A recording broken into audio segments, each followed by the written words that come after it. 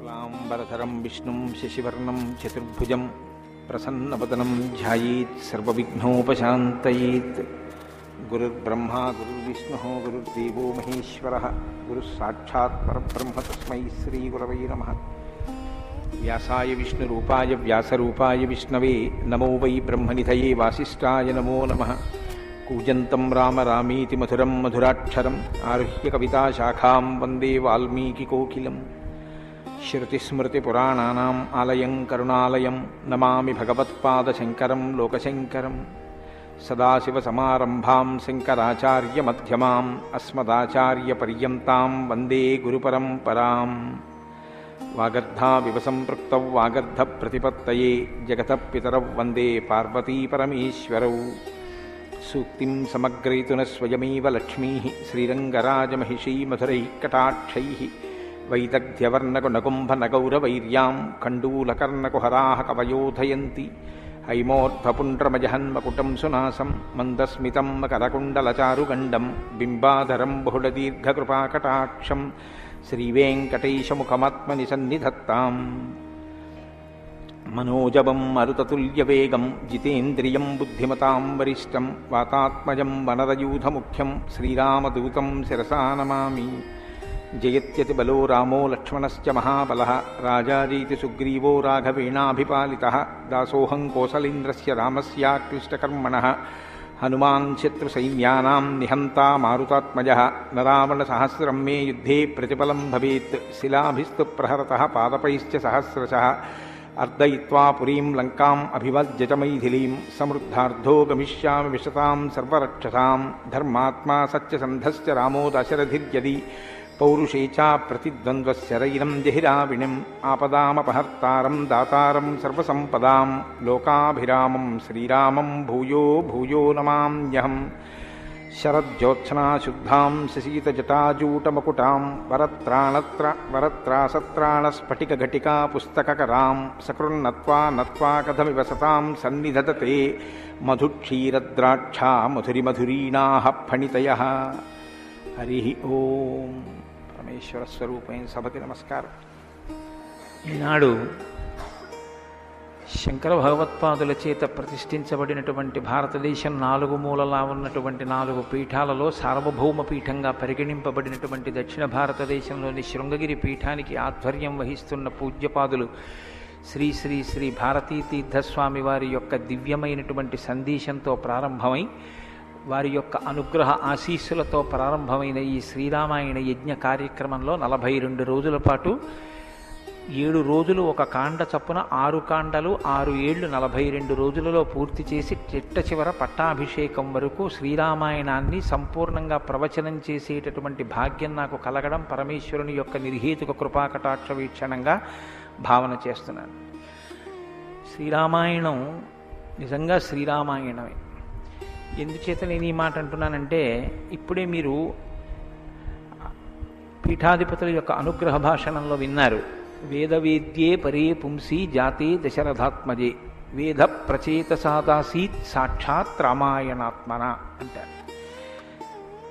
అందులో ఎంత గొప్ప మాట అన్నారంటే వేదవేద్యే పరే పుంసి, వేదము చేత ప్రతిపాదింపబడినవాడు, వేదము చేత తెలియబడేటటువంటి వాడు, వేదము ప్రమాణముగా ధర్మానుష్ఠానము చేసి మానవ జన్మ తరింప చేసుకుని భగవంతుని యొక్క అనుభవాన్ని మనం పొందడానికి వీలైనటువంటి స్థితిని కలిగి ఉన్నవాడైనటువంటి పరమేశ్వరుడు రామచంద్రమూర్తిగా ఈ భూమండలం మీద అవతరించి 11,000 సంవత్సరములు కరచరణాదులతో నడయాడాడు. రాముడు వేదము చేత ప్రతిపాదింపబడినటువంటి పరమేశ్వర స్వరూపం. ఆ భగవంతుడే రాముడిగా వచ్చాడు. భగవంతుణ్ణి ప్రతిపాదించేటటువంటి వేదం వాల్మీకి మహర్షి నోటి వెంట శ్రీరామాయణంగా వచ్చింది. అందుకే శ్రీరామాయణానికి వేదోపబృంహణము అని పేరు. వేదమే రామాయణం. వేదం దేన్ని ప్రతిపాదిస్తుంది? ప్రధానంగా వేదమంతా ధర్మమే ప్రతిపాదన చేస్తుంది. ధర్మం అంటే ఏమిటి? ధ్రియతేవా జనైరితి ధర్మం అని అమరకోశం.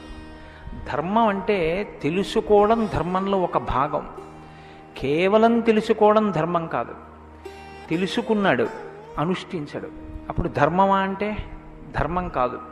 మీరు శ్రీరామాయణాన్ని జాగ్రత్తగా పరిశీలనం చేస్తే రాముడికి ఎన్ని తెలుసో ఎంత తెలుసో రావణుడికి అన్ని తెలుసు, అంతా తెలుసు.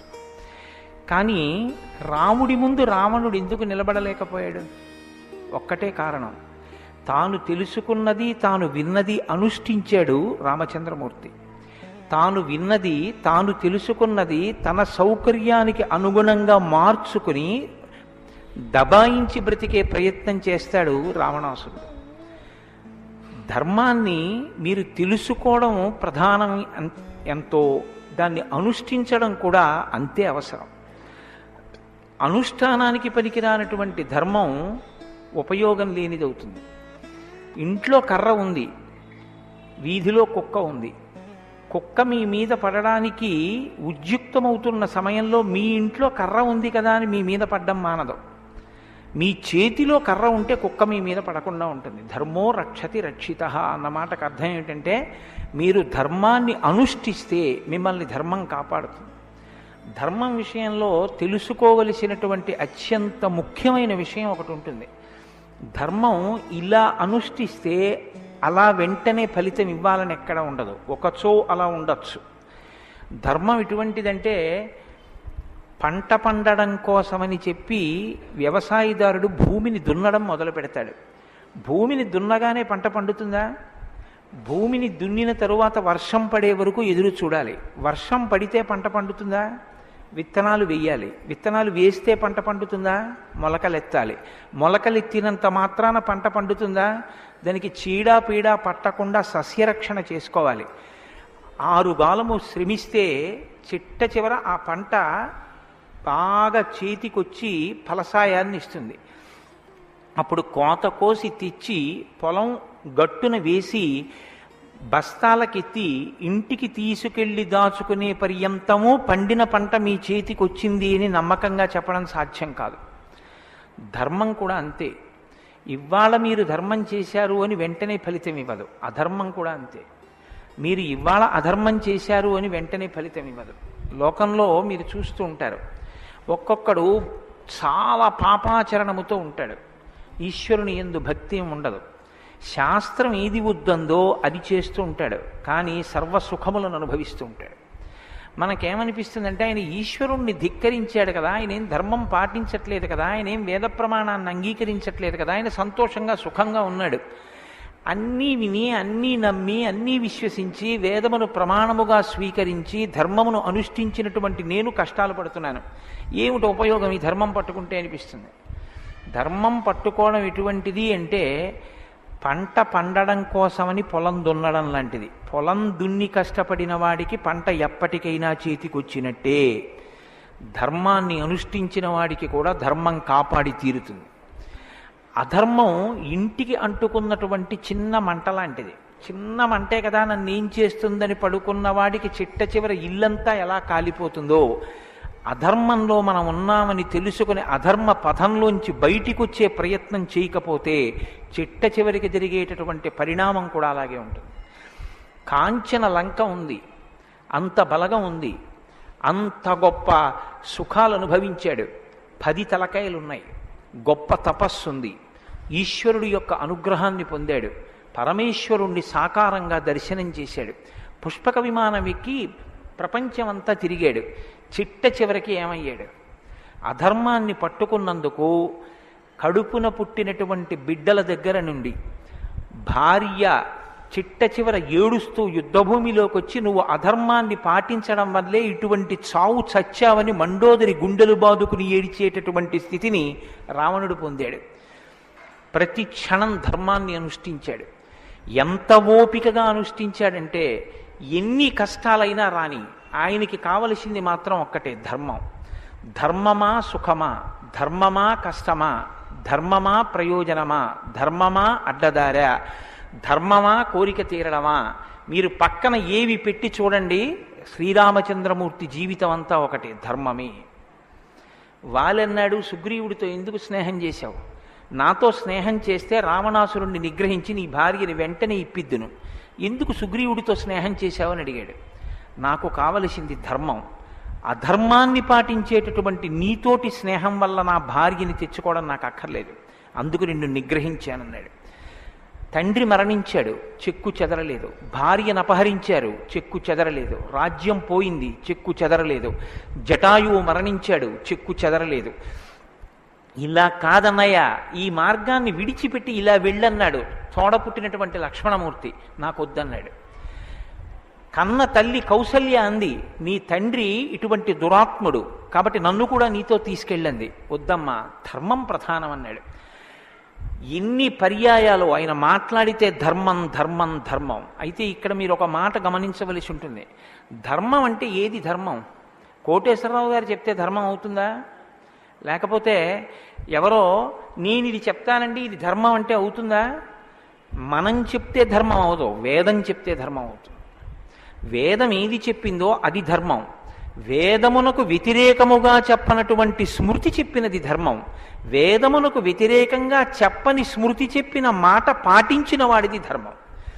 ఆ ధర్మం ఎవడు పట్టుకుంటాడో వాడే శ్రీరాముడు. ఆ ధర్మాన్ని ఎవడు పట్టుకుంటాడో వాడు అంతిమంగా పొందేది ఏదంటే విజయమే. 11,000 సంవత్సరములు ఈ భూమండలాన్ని పరిపాలించినటువంటి రామచంద్రమూర్తి పడనటువంటి కష్టం లేదు. ఇన్ని కష్టాలు పడుతున్నా ఆయన ఇతరులకు సుఖాన్ని ఇచ్చాడు, ఇతరులకు ఆనందం ఇచ్చాడు, ఇతరులకు సంతోషం ఇచ్చాడు తప్ప నేనింత కష్టంలో ఉన్నాను మీరు ఎందుకు నవ్వాలని ఆయన ఎన్నడూ అడగలేదు. అందుకే రాముడు యోగి అన్నారు పెద్దలు. యోగి అంటే పైన ఎన్ని కష్టాలైనా రావచ్చు, కానీ లోపల మాత్రం తాను నిర్వికారంగా ఉంటాడు. అందుకే పుట్టినది కూడా నవమి తిథి నాడు పుట్టాడు మహానుభావుడు. 9 అంకెకున్న గొప్పతనం చూడండి. మీరు ఎంత పెట్టి 9ని హెచ్చవేయండి మళ్ళీ 9గా మారుతూ ఉంటుంది. 9 ఒకట్ల 9, 9 2 18, 8 1 9, 9 3 27, 7 2 9, 9 4 36, 6 3 9, 9 5 45, 5 4 9. ఏం చేసినా మళ్ళీ 9 అవుతూ ఉంటుంది. ఎన్ని కష్టాలు బయట రానివ్వండి, ఎన్ని వైక్లభ్యాలు కలగనివ్వండి, లోపల మాత్రం రాముడు ఎప్పుడూ ధర్మాన్నే పట్టుకొని ఉంటాడు. ధర్మాన్ని పట్టుకోవడం అంటే రాముడు రామాయణంలో మాట్లాడింది మీరు గమనించాలి. ఎప్పుడైనా రామాయణం చదవడం, రామాయణం వినడం అంటే ఒక్క పర్యాయం అని మీరు అనుకోకండి. రామాయణాన్ని బహుకోణాలలో చదవండి. రాముడు మాట్లాడితే అని రామాయణం చదవండి ఒకసారి. రాముడు ఎప్పుడు నేను ఇలా చెప్తాను అని అనడు. రాముడు ఎప్పుడు చెప్పినా ఎలా చెప్తాడంటే ఋషులు ఇలా చెప్పారంటాడు, పెద్దలు ఇలా చెప్పారంటాడు, శాస్త్రం ఇలా చెప్పిందంటాడు తప్ప నేను ఇలా చెప్తానన్నాడు రాముడు. తన నిర్ణయం కాదు, తాను ఏది చెప్పాలో కాదు, శాస్త్రం ఏం చెప్పిందో చెప్తాడు, ఋషులు ఏం చెప్పారో చెప్తాడు, పెద్దలు ఏం చెప్పారో చెప్తాడు, తాను ఎందుకు ధర్మాన్ని అనుష్ఠిస్తున్నానో చెప్తాడు. తన జీవితాన్ని ఆదర్శవంతంగా తీసుకొచ్చి మనుష్య జాతికంతటికి ఫలంగా అందించాడు. అటువంటి ధర్మాత్ముడైనటువంటి రామచంద్రమూర్తి మనుష్యుడిగా అవతారాన్ని స్వీకరించి ఉండకపోతే అసలు మనుష్యుని యొక్క జన్మ ప్రయోజనం ఇంత గొప్పవాడా మనిషి అన్న విషయమే లోకానికి అర్థమయ్యుండేది కాదు. ఎందుకంటే మీరు ఒక విషయాన్ని జాగ్రత్తగా గమనించండి. రామావతార స్వీకారానికి ముందరే రామనామం లోకంలో ఉంది. రామావతారానికి ముందు రామనామం లేకపోతే వాల్మీకి మహర్షికి రామనామాన్ని ఎలాగా ఉపదేశం చేశారు ఋషులు? ఆయనకి ఉపదేశం చేసిన తరువాత కదా రామచంద్రమూర్తి అవతారం వచ్చింది. ఆయన వాల్మీకిగా మారిన తరువాత కదా రాముడు పుట్టింది. కాబట్టి రామ అన్న నామం సాక్షాత్తు ఈశ్వరుడు యొక్క నామం. అది రమయతీతి రామ, లోకులనందరినీ రమింపచేసేటటువంటి నామం. అంతటి మహోత్కృష్టమైనటువంటి శీల సంపద కలిగినటువంటి వాడు రామచంద్రమూర్తి. అందుకే రామాయణాన్ని రామచంద్రమూర్తిని ఎంతకాలం మనుష్య జాతి ఆరాధన చేస్తుందో అంతకాలం మానవత్వం బ్రతికుంటుంది. ఏనాడు రామచంద్రమూర్తిని మరిచిపోతామో, ఏనాడు రామాయణం మనకు అక్కర్లేదని అంటామో, ఆనాడు మనిషిగా కనపడుతున్న మనుష్యత్వం చచ్చిపోతుంది, మానవత్వం చచ్చిపోతుంది, నరత్వం చచ్చిపోతుంది. అది పోయిన నాడు నరజన్మ యొక్క ప్రయోజనమే పోతుంది. అందుకే మీరు చూడండి, విష్ణువు దశావతారములను స్వీకరించారు. వేదోద్ధారణ మందరాభరణ పృథ్వీధర్మ నిర్మాణ ప్రహ్లాదత్రాణ బలిప్రతారణ నృపాహంకార నిర్వాపన వైదేహీరమణ ధనంజయ జయ వ్యాపార పారీణ క్షోణీ దివ్యత్కరుణ తమోహరణ తండ్రి వెంకటేశ ప్రభో. ఇన్ని అవతారాలు స్వీకరించినా ఆ అవతార పరిసమాప్తి అయిపోయిన తరువాత మనం పిలిస్తే ఇక లక్ష్మీనారాయణులని పిలుస్తాం. ఒక వామనమూర్తి అవతార పరిసమాప్తి అయిపోయింది, ఏమంటాం? లక్ష్మీనారాయణులు. ఒక పరశురాముడు, లక్ష్మీనారాయణులు. ఒక మత్స్యావతారం, లక్ష్మీనారాయణులు. ఒక్క సీతారాముల అవతారంలో మాత్రం యుగాలు మారిపోయినా ఆ అవతారాన్ని సీతారాములని పిలుస్తాం. భార్యాభర్తలు ఎలా బతకాలో నేర్పినటువంటి అవతారం రామావతారం. అన్నదమ్ములు ఎలా బతకాలో నేర్పిన అవతారం రామావతారం. తండ్రి కొడుకులు ఎలా బతకాలో నేర్పిన అవతారం రామావతారం. ఒక ఉద్యోగి యజమాని ఎలా బతకాలో నేర్పిన అవతారం రామావతారం. చివరికి ఎంత కష్టం కడుపులో ఉన్న రాజారాముడిగా సింహాసనం మీద కూర్చోవలసి వస్తే ప్రజల్ని కన్నబిడ్డల్లా పరిపాలించగలిగినటువంటి ధర్మాన్ని నిలబెట్టుకోగలిగినటువంటి సంపూర్ణత్వాన్ని సంతరించుకున్నటువంటి మనుష్య స్థితిని పొందిన అవతారం రామావతారం. మీకు జీవితంలో అనుష్ఠాన పర్యంతంలో ఎక్కడ ఏ విషయం గురించి అనుమానం వచ్చినా మీకు రామాయణం జీర్ణమైతే మీకు వెంటనే శ్రీరామాయణం జ్ఞాపకానికి వస్తుంది.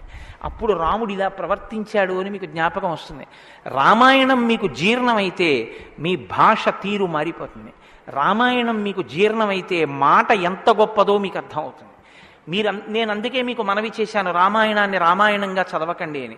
రామాయణం జ్యోతిష శాస్త్రం, రామాయణం వాస్తుశాస్త్రం, రామాయణం ధర్మశాస్త్రం, రామాయణం వాక్కు, రామాయణం ధర్మ పరిపాలన, రామాయణం న్యాయం, రామాయణం సామాజిక శాస్త్రం, రామాయణం శకున శాస్త్రం, రామాయణం పర్యావరణం, రామాయణం గురుభక్తి, రామాయణం శిష్యధర్మం. మీ ఇష్టం, ఎలా చదవండి, రామాయణం అలా వస్తుంది.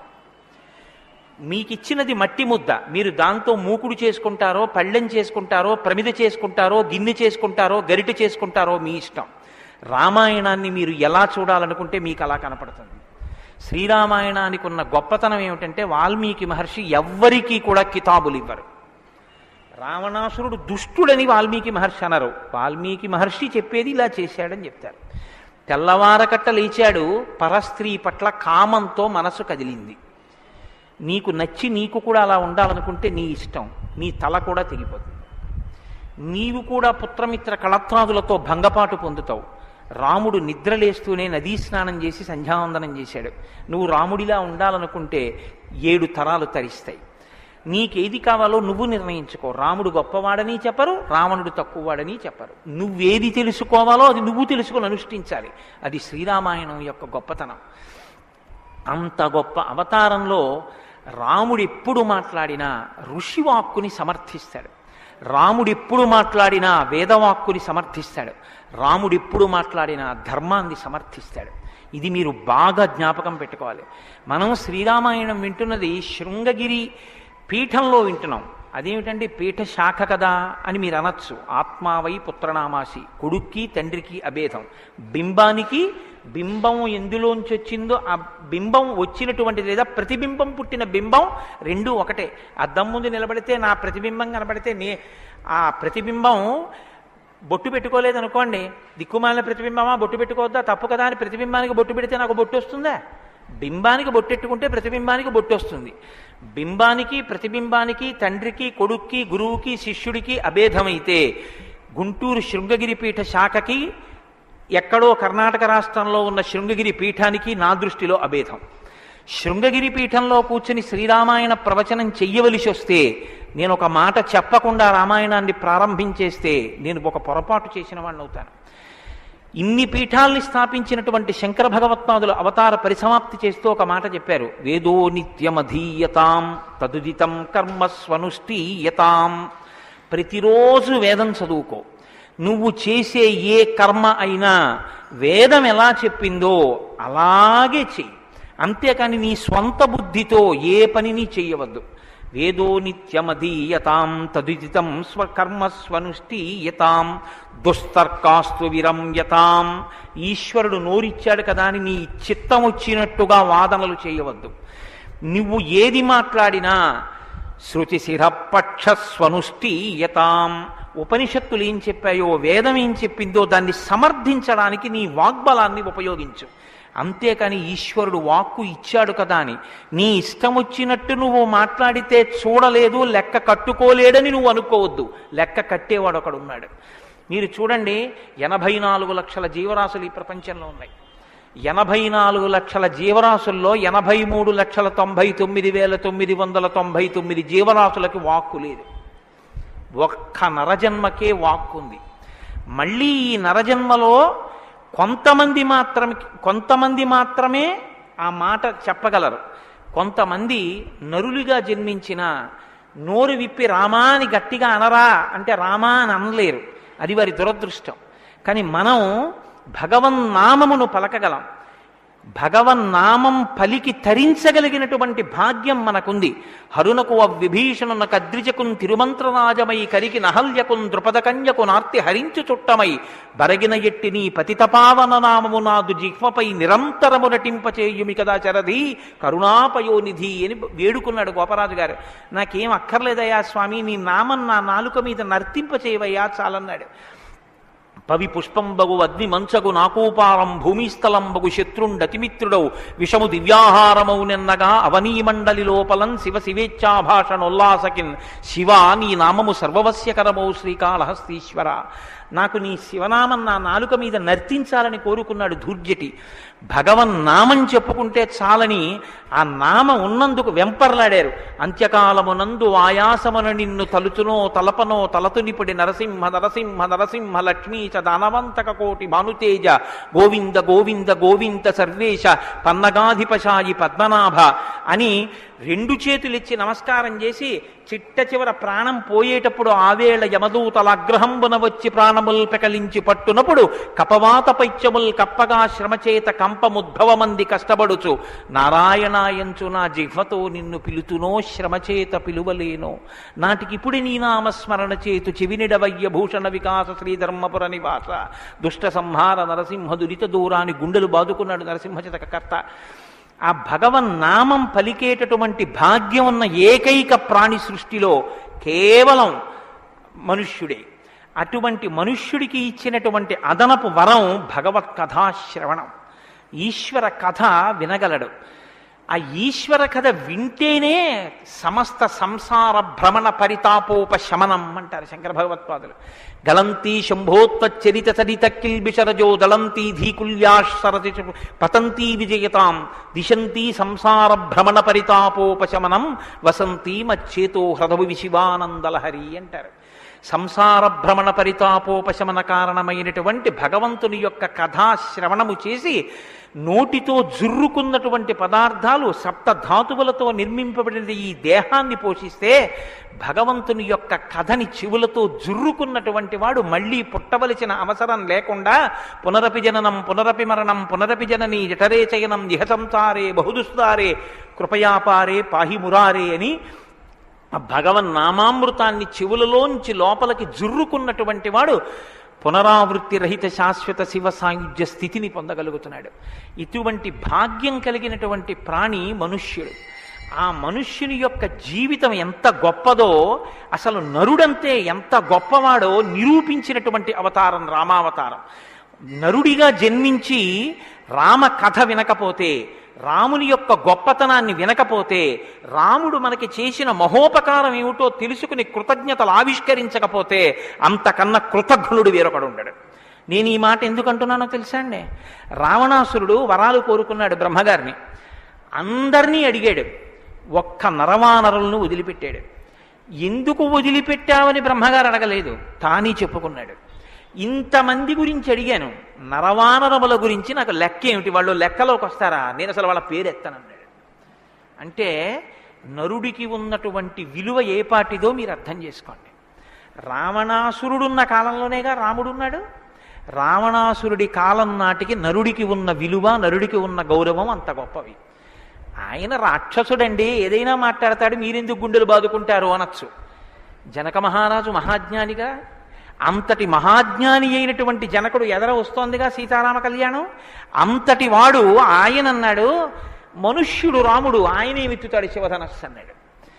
మనుష్య జన్మ అంటే అంత చులకనగా చూడబడినటువంటి రోజుల్లో నరుడంటే ఎంత గొప్పవాడో నిరూపించి చూపించాడు. అందుకే ఆయన అవతార పరిసమాప్తి చెయ్యాలి అంటే రావణ సంహారం చేసేసి అవతార పరిసమాప్తి చేసేయచ్చు. కానీ ఆయన అలా చేయలేదు, ప్రతిజ్ఞ చేశారు. దశవర్ష సహస్రాన్ని దశవర్ష శతానిచ, నేను 11,000 సంవత్సరములు ఈ భూమండలం మీద నడుస్తానన్నారు. దేని కొరకు అంటే 11,000 సంవత్సరములు నేను ఈ భూమి మీద ఉండి భార్యాసహితుడనై బిడ్డల్ని కని ధర్మాన్ని అనుష్ఠించి ఒక నరుడు ధర్మాన్ని పట్టుకుంటే ఎంత గొప్పవాడు కాగలడో నిరూపిస్తానన్నాడు రాముడు. అటువంటి నరుడి కథ అయినటువంటి రామకథ వినకపోతే, రాముడికి కృతజ్ఞతలు ఆవిష్కరించకపోతే, మనసార రామనామం చెప్పకపోతే, రామచంద్రమూర్తికి నమస్కరించకపోతే ఆ జన్మ వృధా అయిపోయినటువంటి జన్మ. అంతటి మహాత్ముడు రామచంద్రమూర్తి. కాబట్టి వేదవేద్యే పరే పుంసీ జాతే దశరథాత్మజే వేద ప్రచేతసాదాసీత్ సాక్షాత్ రామాయణాత్మన. వేదము వేదోపబృంహణమై రామకథగా భూలోకంలో వచ్చింది. ఆ వేదము ఈశ్వరుని యొక్క శ్వాస. ఈ వేదము వాల్మీకి గిరి సంభూత, వాల్మీకి అనబడేటటువంటి పర్వతంలోంచి పుట్టినటువంటి ఒక జీవనది. వేదము మనం వెళ్ళి స్నానం చెయ్యాలి, మనం వెళ్ళి దర్శనం చెయ్యాలి. రామాయణము ప్రవహించి ఇంటింటి ముందు నుంచి వెళ్ళిపోయినటువంటి గంగ లాంటిది. దక్షిణామూర్తి వేదం, శంకరాచార్యుల వారు రామాయణం. దక్షిణామూర్తి ఎక్కడో ఒక్క చోట కూర్చుని ఉంటారు. సనక సనందనాదులు కూడా ఆయన కూర్చున్న చోటికే వెళ్ళి నమస్కారం చేసి జ్ఞానోపలబ్ధి పొందాలి. శంకరాచార్యుల వారు అలా కాదు. శంభోర్మూర్తిశ్చరతి భువనే శంకరాచార్య రూప. ఆ దక్షిణామూర్తి మౌనం విడిచిపెట్టి ఆసేతు హిమాచల పర్యంతం పాదచారి అయి 3 పర్యాయములు పర్యటించి వేద విరుద్ధమైన వాదనలు ఖండించి, మళ్లీ వేద విరుద్ధమైన వాదనలు ఈ భారతదేశంలోకి ప్రవేశించకుండా కాపు పెట్టాలన్న ఉద్దేశ్యంతో తూర్పున జగన్నాథ్లో గోవర్ధన పీఠము, పడమర ద్వారకలో కాళికాపీఠము, ఉత్తరమున బదరికాశ్రమములో జ్యోతిపీఠము, దక్షిణమున శృంగగిరిలో శారదాపీఠము, 4 చోట్ల 4 పీఠములను కాపు పెట్టి గురు పరంపర నిరంతరము కొనసాగేటట్టుగా మనని అనుగ్రహించి వేద విరుద్ధమైన వాదనలు భారతదేశంలో ప్రవేశించకుండా రక్షించినటువంటి మహాపురుషుడైనటువంటి శంకర భగవత్పాదులు తానే ఆసేతు హిమాచలం పరిగెట్టించి ప్రతి ఇంటి ముందుకొచ్చి జ్ఞానబోధ చేసినట్టు రామాయణం అనేటటువంటి గంగ వాల్మీకి గిరిశంభూతయ్యి వాడవాడలా ప్రవహించింది. రామకథ రామనామం తెలియనివాడు లోకంలో ఉండడు. ఏదైనా తెలియదేమో, రామకథ తెలియనివాడు రామనామం తెలియనివాడు లోకంలో ఉండడు. మంచికైనా రామనామం, చెడుకైనా రామనామం. ఏమయ్యా అంత పని చేసావా? రామరామ అనే చేస్తానండి అంటాడు. ఏదైనా చూడకూడదు చూస్తే రామరామ ఇలాంటిది చూశానేమండి అంటాడు. ఏదైనా మంచి జరిగితే రామరామ ఎంత మంచి మాట విన్నాను ఇవ్వాలంటాడు. భారతీయ సంస్కృతిలో రామనామం మమేకమైపోయింది. అటువంటి రామాయణం, అటువంటి రామనామం ధర్మానికి ఆలవాలం. ధర్మాన్ని వ్యతిరేకించడం కన్నా ఘోరమైన పాపం లోకంలో ఇంకోటి ఉండదు. ఇవాల్టి రోజున రామాయణం యొక్క ఆవశ్యకత మరీ ఎక్కువ. ఎందుచేతనో తెలుసా అండి? ఒకానొకప్పుడు ధర్మానికి వ్యతిరేకంగా మాట్లాడితేనే చాలా దోషం. అటువంటిది ఇవాళ ఏ స్థితి వచ్చేసిందంటే, ధర్మాన్ని ధర్మము అని పేరు పెట్టి వ్యతిరేకంగా మాట్లాడితే బాగుండదని ధర్మానికి ఇంకొక పేరు పెట్టి వ్యతిరేకంగా మాట్లాడే రోజులు వచ్చాయి. ఒకడు ఆవుని చంపేయాలనుకున్నాడు. ఆవుని చంపేయండి అంటే మిగిలిన వాళ్ళు బుద్ధి ఉందా లేదా అంటారు. అందుకని ఆవుని ఇంకొక క్రూర మృగం పేరు పెట్టి పిలిచి చంపేయమన్నాడు వాడు. ఎంత గడుసరితనం చూడండి. ఈ పులిని చంపేయండి అన్నాడు. పులిని చంపేయండి అంటే చూడని వాడు ఏమనుకుంటాడు? పులిని చంపేస్తే తప్పేమిటి, వచ్చి ఊళ్ళ మీద పడిపోతుంది అనుకుంటాడు. అది పావుని చంపేయండి అన్నాడు. విన్నవాడు పావు అనుకున్నాడు, కనదు ఆవు. ఆవుని చూపించి పావుని చంపేయండి అన్నాడు. వాడికి తెలియదా ఇది ఆవు అని? తెలుసు. మరి ఆవుని చంపేయండి అని ఎందుకంటావు అంటే, ఆవుని చంపేయండి అంటే ఆవుని చంపడం ఏమిట్రా అంటారని పావుని చంపేయండి అన్నాడు తెలిసి. ధర్మాన్ని ఆచరించకండి అంటే జనం తిరగబడతారని మూఢ విశ్వాసాల జోలికి వెళ్ళకండి అంటున్నారు. పేరు మార్చారు కానీ వ్యవస్థని ధర్మానికి దూరం చేస్తున్నారు. ఆ స్థితి నుంచి మనం రక్షింపబడాలంటే మనకున్న ఆధారం ఒక్కటే, శ్రీరామాయణాన్ని వినాలి, శ్రీరామాయణాన్ని బాగా తెలుసుకోవాలి, శ్రీరామాయణాన్ని తరచి తరచి గమనించాలి. రామాయణం మనకి తెలుసున్న రామకథే కదా అనుకోకండి. నేను మీకు యథార్థం మనవి చేస్తున్నాను. మీరు రామాయణాన్ని ఎన్ని మాటలు చదవండి, ఎన్ని మాటలు వినండి, మీకు రామాయణం కొత్త కోణంలో ప్రకాశిస్తుంది, రామాయణం కొత్త కోణంలో భాషిస్తుంది. అంత గొప్ప రామాయణం. సరే నువ్వు చెప్పేది రామాయణం కదా, రామాయణం గురించి ఎందుకు అంతసేపు చెప్తావు? మేము ఎదుర వింటాం కదా రామాయణం. అసలు నువ్వు రామాయణం ప్రారంభం చెయ్యి అని మీరు అంటారు, నాకు తెలుసు. శ్రీరామాయణ ప్రారంభం ఎక్కడ జరిగింది అంటే తపస్వాధ్యాయ నిరతం తపస్వీ వాగ్విదాం వరం నారదం పరిపప్రచ్చర్ వాల్మీకి మునిపుంగవం అన్నారు. అంటే ఒకానొకనాడు వాల్మీకి మహర్షి తన ఆశ్రమంలో ఉన్నారు. నారద మహర్షి వచ్చారు. నారద మహర్షి వస్తే వచ్చిన నారద మహర్షి ఎటువంటి వారో చెప్తున్నారు. మొదట ఏదో నారదుడు వచ్చారు, వాల్మీకి అడిగారు, అది కాదు ఆ శ్లోకం. మీరు ఆ శ్లోకాన్ని చాలా జాగ్రత్తగా గమనించాలి. ఎటువంటి నారదుడు ఎటువంటి వాల్మీకి మహర్షి ఆశ్రమానికి వచ్చారట? తపస్వాధ్యాయ నిరతం తపస్వి వాగ్విదాం వరం నారదం పరిపప్రచ్చర్ వాల్మీకిర్ మునిపుంగవం. ఈ శ్లోకం నేను చెప్పే ముందు మీతో ఒక మాట నేను మనవి చెయ్యాలి. వాల్మీకి మహర్షి ఆశ్రమానికి నారదుడు వచ్చి సంక్షేప రామాయణం చెప్పిన తరువాత కదా రామాయణం ప్రచారంలోకి వచ్చింది. వాల్మీకి మహర్షి ఆశ్రమానికి నారద మహర్షి వచ్చిన తరువాత రామాయణాన్ని ఎవరికి నేర్పారు? ఆయన రచన చేసి మొట్టమొదట ఎవరికి నేర్పి ఉండాలి? ప్రవాహము అంటే ఎవరి ద్వారానో వెళ్ళాలి కదా. అది మొట్టమొదట లోకంలో దాన్ని ప్రచారం ఎవరితో ప్రారంభమైంది? వాల్మీకి రామాయణ రచన చేసి ఎవరికి నేర్పారు? వాల్మీకి రామాయణ రచన చెయ్యగానే నేర్పిన మొట్టమొదటి శిష్యులు లవకుశులు. లవకుశులకి మొట్టమొదట రామాయణం నేర్పుంటే సీతమ్మ వాల్మీకి ఆశ్రమంలో ఉందా లేదా? ఉంది. వాల్మీకి ఆశ్రమంలోకి సీతమ్మ వచ్చి లవకుశులు పెద్దవాళ్ళై గురువుగారి దగ్గర శ్రీరామాయణాన్ని ఉపదేశం పొందడానికి యోగ్యమైనంత వయస్సు వచ్చేసిన తరువాత నారద మహర్షి వచ్చారు. వచ్చి సంక్షేప రామాయణం చెప్పారు. అప్పటి వరకు రామాయణం లేదు లోకంలో, అంతే. ఎందుకంటే తర్వాత కదా వాల్మీకి రచించారు సంక్షేప రామాయణం విన్నాక. కాబట్టి ఇప్పుడు రామాయణ కథ ఏ స్థాయిలో ఉంది, ఏ స్థితి దగ్గర ఉంది? రామాయణ రచన మొదలయ్యేప్పటికే రామాయణం పూర్తయిపోయే స్థితిలో ఉంది. రామాయణం పూర్తయిపోయే స్థితిలో రామాయణ రచన ప్రారంభమైంది. ఇది మీరు గమనించాలి. రామచంద్రమూర్తి పుట్టక ముందు రామాయణాన్ని రచించలేదు వాల్మీకి. రామచంద్రమూర్తి పట్టాభిషేకాత్ పూర్వం రామాయణ రచన జరగలేదు. రామాయణ రచన ఎప్పుడు జరిగినట్టు?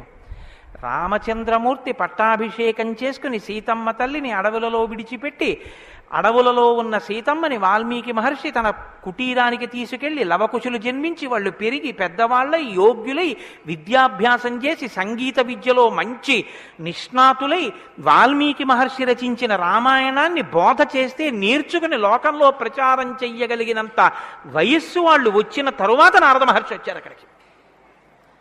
అలా ఎందుకు జరగాలి అంటే వచ్చినటువంటి మహానుభావుడు రామచంద్రమూర్తిగా వచ్చాడు. మనుష్యుడిగా నడిచి చూపించేశాడు. అప్పటికే 11,000 సంవత్సరాలు ఇంచుమించు పూర్తయిపోతున్నాయి. జరిగిన కథ జరిగిపోయింది. జరిగిన కథ జరిగిపోయిన తర్వాత ఇప్పుడు వచ్చాడు నారదుడు.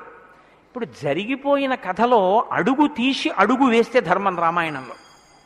అడుగు తీసి అడుగేస్తే ఎంత కథ చెప్పాలండి నారదుడు వాల్మీకి మహర్షికి? రాముడు పుట్టుక ముందు దగ్గర నుంచి చాలా కష్టపడి రాముడు ఇలా మాట్లాడాడు, రాముడు అలా మాట్లాడాడు, సీతమ్మ రాముడి దగ్గరికి ఇలా వెళ్ళింది, దశరథ మహారాజు గారి దగ్గరికి రాముడు ఇలా వెళ్ళాడు, రాముడు కౌసల్య దగ్గరికి ఇలా వెళ్ళాడు, రాముడితో ఇలా మాట్లాడాడు, ఇవన్నీ నారదుడు చెప్పాలి. నారదుడు ఎలా చెప్పగలడు? చెప్పగలడు. సర్వజ్ఞుడు, మహానుభావుడు, గురుస్వరూపం కాబట్టి చెప్పగలడు. కానీ అలా చెప్తూ వెడితే రామాయణం ఎవరు చెప్పినట్టు అవుతుంది?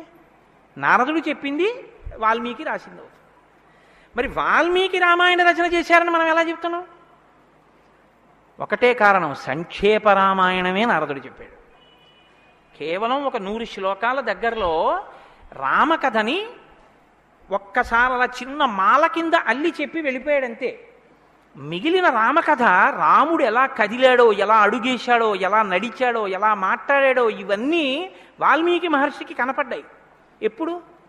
అయిపోయాక కదండి. రాముడు పుట్టేశాక, రాముడు మాట్లాడాక, రాముడి పెళ్ళైపోయాక, రాముడు యుద్ధం చేశాక, రాముడు అప్పుడు సీతమ్మతో అంతఃపురంలో ఇలా మాట్లాడాడని వాల్మీకి తెలిసింది. ఎలా తెలిసింది? 2 కారణాలతో తెలియాలి. రాముడు చెప్పాలి, 2 వాల్మీకి ఊహ చెయ్యాలి. రాముడు చెప్తే అన్నీ అలా ఏకాంతంలో తాను సీతమ్మతో మాట్లాడినవి కూడా చెప్తాడా? మర్యాదా పురుషోత్తముడైన వాడు. 2 ఊహ చేస్తే ఊహ నిజం కావాలని ఎక్కడుంది? అప్పుడు రామాయణం మీరు వేదోపబ్రహ్మణంగా ప్రమాణంగా ఎలా స్వీకరించి చెప్పుకుంటున్నారు ఇవాళకి? కాబట్టి ఆ రెండిటికి మధ్యలో ఏదో ఉండాలి మీరు నమ్మాలంటే కదా. ఇప్పుడు చెప్పండి, రామాయణం ఓ కొత్త కోణంలో మీరు వినవలసిన అవసరం ఉందా లేదా ప్రారంభంలోనే? కాబట్టి నారదుడు వచ్చాడు, వాల్మీకి చెప్పాడు, అంతే. వినకండి. ఎటువంటి నారదుడు వచ్చాడు, ఎటువంటి వాల్మీకి చెప్తున్నాడు, అసలు ఏ స్థితిలో ఉన్నారు ఇప్పుడు వాల్మీకి మహర్షి అంటే, సీతమ్మ తల్లి ఆయన ఆశ్రమంలో ఉంది. సీతమ్మ తల్లి ఊరట పొందడానికి కావలసిన వాతావరణం ఆశ్రమంలో ఉంది. ఆయన నిరంతరము కూడా తపస్వి అయి ఉన్నారు. తపస్వి అంటే కృచ్ఛచాంద్రాయణాది వ్రతములు చేసేటటువంటి వాడు. అంటే శుక్లపక్షంలో తిథులు పెరుగుతున్నప్పుడు ఒక్కొక్క ముద్ద పెంచుకుంటూ పెడతారు. పౌర్ణమికి పూర్తిగా భోజనం చేస్తారు. బహుళపక్షంలో ఒక్కొక్క ముద్ద తగ్గిస్తూ అమావాస్య వచ్చేటప్పటికి పూర్ణంగా ఆహారం విడిచిపెట్టేస్తారు.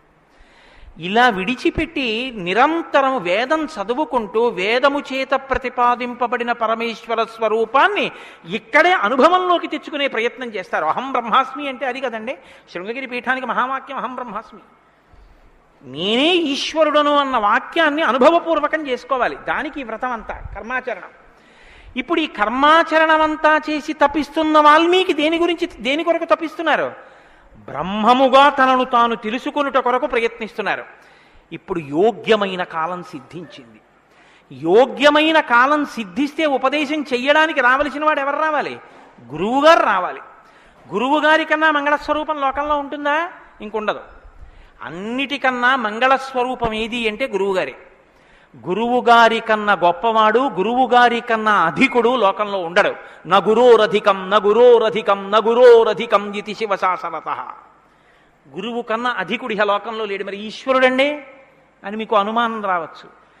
ఈశ్వరుడి కన్నా అధికుడు గురువే. ఎందువల్ల? అసలు గురువు లేకపోతే ఈశ్వరుడి యొక్క అస్తిత్వం ప్రకటనం కాదు. సరికదా? నేను మీకు ఒక మాటలో చెప్పాలంటే, శృంగగిరి పీఠాధిపత్యం వహించిన చంద్రశేఖర భారతీ స్వామి వారి దగ్గరికి ఒక వ్యక్తి వెళ్ళి అన్నాడు, నా దగ్గర ఒకటి కన్నా ఎక్కువ మంత్రాలు ఉపదేశం పొందినవి ఉన్నాయి. నేను ఒక మంత్రానికి ధ్యాన శ్లోకం చేసి మంత్రాన్ని అనుష్ఠిస్తుంటే ఇంకో మంత్రం యొక్క ధ్యాన శ్లోకంలో స్వరూపం కనపడుతోంది, నన్ను ఏం చేయమంటారని అడిగాడు. ఆయన అన్నారు, నీకు ఉపదేశం చేసినటువంటి గురువుగారి పాదాలు నీకు కనపడుతుంటాయా? అయ్యో నాకు చాలా ఇష్టం అండి, మా గురువుగారి పాదాలు నాకు బాగా జ్ఞాపకం. ఏ మంత్రం చేసినా గురువుగారి పాదాలే చూడన్నారు. అలా ఎలా కుదురుతుందండి అన్నాడు ఆయన. ఆ ధ్యాన శ్లోకంలో రూపం కదా చూడాలి. ఏ మంత్రం చేసినా గురువుగారి పాదాలు ఎలా చూస్తాం? ఏ గురుర్ బ్రహ్మ గురుర్ విష్ణు గురుర్దేవో మహేశ్వర, గురువే బ్రహ్మ గురువే విష్ణువు గురువే మహేశ్వరుడు.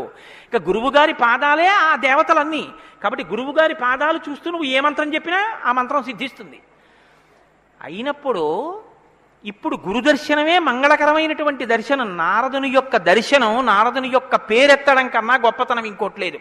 కాబట్టి ఇప్పుడు రామాయణ ప్రారంభం దేనితో ప్రారంభమైంది? గురువుగారి దర్శనంతో ప్రారంభమైంది. నారద మహర్షి దర్శనం గురువు యొక్క దర్శనం. ఎవరికి? వాల్మీకి. రామాయణాన్ని నమ్ముకున్న జాతికి ప్రతినిధి. మనకి ఏ దర్శనంతో ప్రారంభమైంది? జగద్గురు దర్శనంతో మనకి ప్రారంభమైంది. కాబట్టి ఇప్పుడు ఎవరొచ్చారు? ఆ వచ్చినటువంటి వ్యక్తి సామాన్యమైనటువంటి వ్యక్తి రాలేదు. నారదుడు ఆ వచ్చినటువంటి వారు మహానుభావుడై తపస్వాధ్యాయ నిరతం, నిరంతరము తపస్సు చేసేటటువంటి వారు. మీతో మాట మనవి చేశాను. తపస్సు అంటే ఈ వ్రతమును ఆచరిస్తూ నిత్య నైమిత్తిక కర్మలను వైక్లభ్యం లేకుండా అనుష్ఠించేటటువంటి వారు. నిత్యకర్మ అని ఒకటి ఉంటుంది, అది ఎప్పుడూ మానడానికి వీల్లేదు. సంధ్యావందనం ఉంది, ఎప్పుడూ మానకూడదు, ఎప్పుడూ చేయవలసిందే. నైమిత్తిక కర్మ ఉంది, ఒక్కొక్క తిథి నాడు ఒక్కొక్కటి చెయ్యవలసి ఉంటుంది. శ్రీరామ నవమి వచ్చిందనుకోండి, ఏం చెయ్యాలి? శ్రీరామనవమి నాడు ఉదయం నుంచి రాత్రి వరకు శ్రీరామ జయ రామ జయ జయ రామ అన్న 13 అక్షరాల మంత్రాన్ని రాత్రి వరకు చేసి, రాత్రి ప్రదక్షిణం చేసి, ఉపవాసం చేసి, మరునాడు ఉదయం ఎక్కడ మీరు ఈ మంత్రం చేశారో అక్కడికి వచ్చిన తరువాత శ్రీరామ పట్టాభిషేక సర్గ, శ్రీరామావతార సర్గ, ఈ 2 సర్గలు పారాయణ చేయాలి. ఈ 2 పారాయణ చేసి, మొన్న శ్రీరామనవమి నాడు మేము కాకినాడలో అయ్యప్ప స్వామి దేవాలయంలో చేశాం. అవి ఈ 2 సర్గలు పారాయణ చేసి తదనంతరం ముందు పేదలకి అన్నదానం నారాయణ సేవగా చేసి తరువాత తాను ఆహారం స్వీకరించాలి. అది శ్రీరామనవమి నాడు చేయవలసినటువంటి విధానం. దీన్ని నైమిత్తిక తిథి ఆచరణము అంటారు. ఒక్కొక్క తిథి ఒక్కొక్కలా చెయ్యాలి. నిత్యకర్మ చేస్తూ నైమిత్తిక తిథులను చేస్తూ కృత్యచరాంద్రాయణాది వ్రతములను చేస్తూ ఎప్పుడూ వేదాన్ని అలా చదువుకుంటూ వేదము చెప్పినటువంటి హృదయాన్ని, వేదము చెప్పినటువంటి మంత్రములలో ఉన్న సారమును అవగతం చేసుకుని బ్రహ్మమును అనుభవంలోకి తెచ్చుకునేటటువంటి ప్రయత్నం చెయ్యడానికి ఉపకరణంగా ఈ శరీరాన్ని వాడుకుంటున్నవారు. ఎంత తేడా ఉందో మీరు గమనించండి. మనం ఏం చేస్తామంటే ఈ శరీరాన్ని పోషించి ఈ శరీరము వలన ఎన్ని సుఖములు పొందవచ్చో అన్ని సుఖములను పొందడానికి సాధనంగా దీన్ని వాడతాం. ఇది ఎందుకు అంటే దీంతో అబ్బో ఎన్ని రుచులు చూస్తాడో, దీనికి ఎన్ని స్పర్శ సుఖాలు ఇస్తాడో, దీంతో ఎన్ని వినకూడనివి వింటాడో, దీంతో ఎన్ని పీల్చకూడనివి పీలుస్తాడో. వాళ్ళేం చేస్తారంటే దీన్ని సాధనంగా చేసుకుని దీన్ని ఎలా వాడుకోవాలో అలా వాడుకుంటూ దీన్ని అడ్డు పెట్టుకుని దీని ద్వారా దేన్ని తెలుసుకున్న తర్వాత ఇది పడిపోయినా పర్వాలేదో అది తెలుసుకోవడానికి ఉపకరణంగా దీన్ని వాడుకుంటారు. ఏమిటో నువ్వు అలా అన్నావు కానీ ఆ మాట ఏం స్పష్టంగా లేదని మీరు అంటారు, నాకు తెలుసు. భగవాన్ రమణుల మాటల్లో చెప్తే మీకు స్పష్టంగా అర్థమవుతుంది. ఇప్పుడు నేను అన్న మాటకి తెలుసుకోవలసినది తెలుసుకునేంత వరకు దీన్ని ఉపకరణంగా వాడుకోవడం అంటే ఏమిటని అడిగారు రమణ మహర్షిని. ఆయన అన్నారు, భోజనం చేశాక విస్తర అవతల పారేయడం. విస్తరని ఏం చేస్తారండి? బాదమాకులు తెచ్చి చీపురు పుల్లలు తెచ్చి సన్నగా చీల్చి ముక్కలు చేసి అన్నం తినేటప్పుడు ఊడిపోయి అన్నంలో కలిసిపోకుండా జాగ్రత్తగా కుట్టి ఆకు తెచ్చి వేసుకుని నీళ్లు జల్లి తుడిచి పదార్థాలు వేసుకుని అన్నమంతా తిని ఉత్తరాపోసనం పట్టిన తర్వాత అప్పుడు తీసుకెళ్లి ఆకు మీదలో పెంటకుప్ప మీద పారేస్తారు. అంతేగాని ఆకు పుట్టింది ఎందుకు అంటే ఆకు కుట్టింది ఎందుకు అంటే చివరి పెంటకుప్ప మీద పారేయడమేనండి, అందుకు పారేస్తాం అంటారా? దేనికి వాడుకోవాలో దానికి జాగ్రత్తగా వాడుకుని ఆ ప్రయోజనం అయిపోయిన తరువాత పెంటకుప్ప మీద విస్తరాకుని పడేసినట్టు దీన్ని సాధనంగా చేసుకుని దీనిలో ఉండి దీనితో తరించి దీనిలో ఉండి దీని వలన బ్రహ్మం అంటే ఏమిటో తెలుసుకుని అనుభవంలోకి వచ్చిన తర్వాత ఇది పడిపోతున్నా ఇది నేను కాదన్న సత్యం ఎరుకలోకి రావడం వల్ల దీని మీద భ్రాంతి లేకుండా ఇది పడిపోతున్నా సాక్షిగా చూసి ఇది పడిపోయిన తర్వాత తాను ఒకటి ఏది మారని సత్యమో సత్యంగా నిలబడిపోవడాన్ని నిత్య నైమిత్తిక కర్మాచరణ చేత తాను పొందవలసిన స్థితిని పొందగలిగినటువంటి తపస్వాధ్యాయ నిరతుడు అని పిలుస్తారు. ఇప్పుడు నారదుడు అది అంటే ఇప్పుడు ఆయన సద్గురువు మహానుభావుడై ఉన్నాడు. నారం దదాతి ఇది నారద, ఆయన జ్ఞానం ఇస్తాడు. కాబట్టి ఇప్పుడు తపస్వాధ్యాయ నిరతం అటువంటి వారు ఎక్కడికి వచ్చారు? వాగ్విదాం వరం. ఆయన ఎటువంటి వాడు? వాగ్విద. వాక్ అంటే వేదం, వాక్ అంటే బ్రహ్మం, విదుడు అంటే తెలుసుకున్నవాడు. విద్ అన్న ధాతువులోంచే వేదము అన్న మాట వచ్చింది. ఏది తెలుసుకున్న తర్వాత ఇంకొకటి తెలుసుకోక్కర్లేదో అది వేదం. ఇప్పుడు తెలుసుకోవడం ఒకెత్తు, తెలుసుకున్న దాన్ని అర్థమయ్యేటట్టు చెప్పగలిగిన ప్రజ్ఞ ఒకెత్తు. ఒక ఆయన తెలుసుకున్నాడు కానీ ఆయన చెప్పలేడు, ఆయన చెప్తే అయోమయంగా ఉంటుంది. ఒక ఆయన స్పష్టంగా చెప్పగలడు, తాను అనుభవించాడు, అనుభవించిన దాని వైపుకి మిమ్మల్ని తిప్పగలడు, ఈ ప్రజ్ఞ ఉన్నవాడు. కాబట్టి వాగ్విదాం వరహ, బ్రహ్మమును బాగా తెలుసుకున్న వాళ్ళల్లో శ్రేష్ఠుడైన వాడు తాను తెలుసుకుని శిష్యుల్ని ఉద్ధరించడం కోసం కిందికి దిగొచ్చి మాట్లాడగలిగినటువంటి ప్రజ్ఞ కలిగిన వాడు. ఇటువంటి వాగ్విదాంవరం నారదం.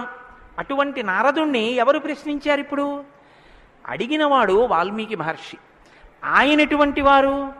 తపస్వి, తపస్సు చేస్తున్నవారు. తపస్సు అంటే నేను మీకు ఇందాక చెప్పాను, బ్రహ్మమును తెలుసుకోవాలని తాపత్రయంతో ఉన్నటువంటి వారు, భావన వ్యగ్రతతో ఉన్నవారు. ఈయన నారదుణ్ణి అడిగారు. ఏమని అడిగారు? అయ్యా మీరు వచ్చారు, చాలా సంతోషం అండి, నాకు ఏ ఆపదలు రాకుండా మా అబ్బాయికి ఉద్యోగం వచ్చేటట్టు, నాకు సంతోషంగా ఉండేటట్టు, మా ఆశ్రమంలో ఆవులన్నీ ఎప్పుడు పాలిచ్చేట్టు చూడండి అని అడగలేదు. ఆయన ఒక చిత్రమైన ప్రశ్న ఒకటి వేశాడు. అది లోకంలో సాధారణంగా ఎవ్వరూ అడగని ప్రశ్న. అందుకని రామాయణం పుట్టింది, లేకపోతే రామాయణం పుట్టే అవకాశం లేదు.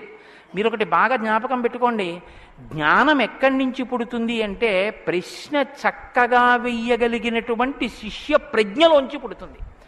నారదం పరిపప్రచ్ఛ, పరిప్రశ్న చేశారు. ప్రశ్న అంటే అడగడం అండి. నేను ప్రశ్న వేశానండి అంటే అర్థం ఏమిటి? నేను మిమ్మల్ని అడిగాను అని. పరిప్రశ్న అంటే ఇది బాగా అర్థం చేసుకోవాలి. నారదుణ్ణి పట్టుకుని ఏదో అడిగేస్తే ఆయన ఏం చెప్పడలాగా.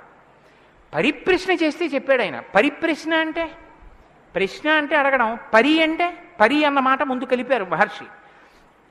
పరి అంటే బాగా జ్ఞాపకం పెట్టుకోండి.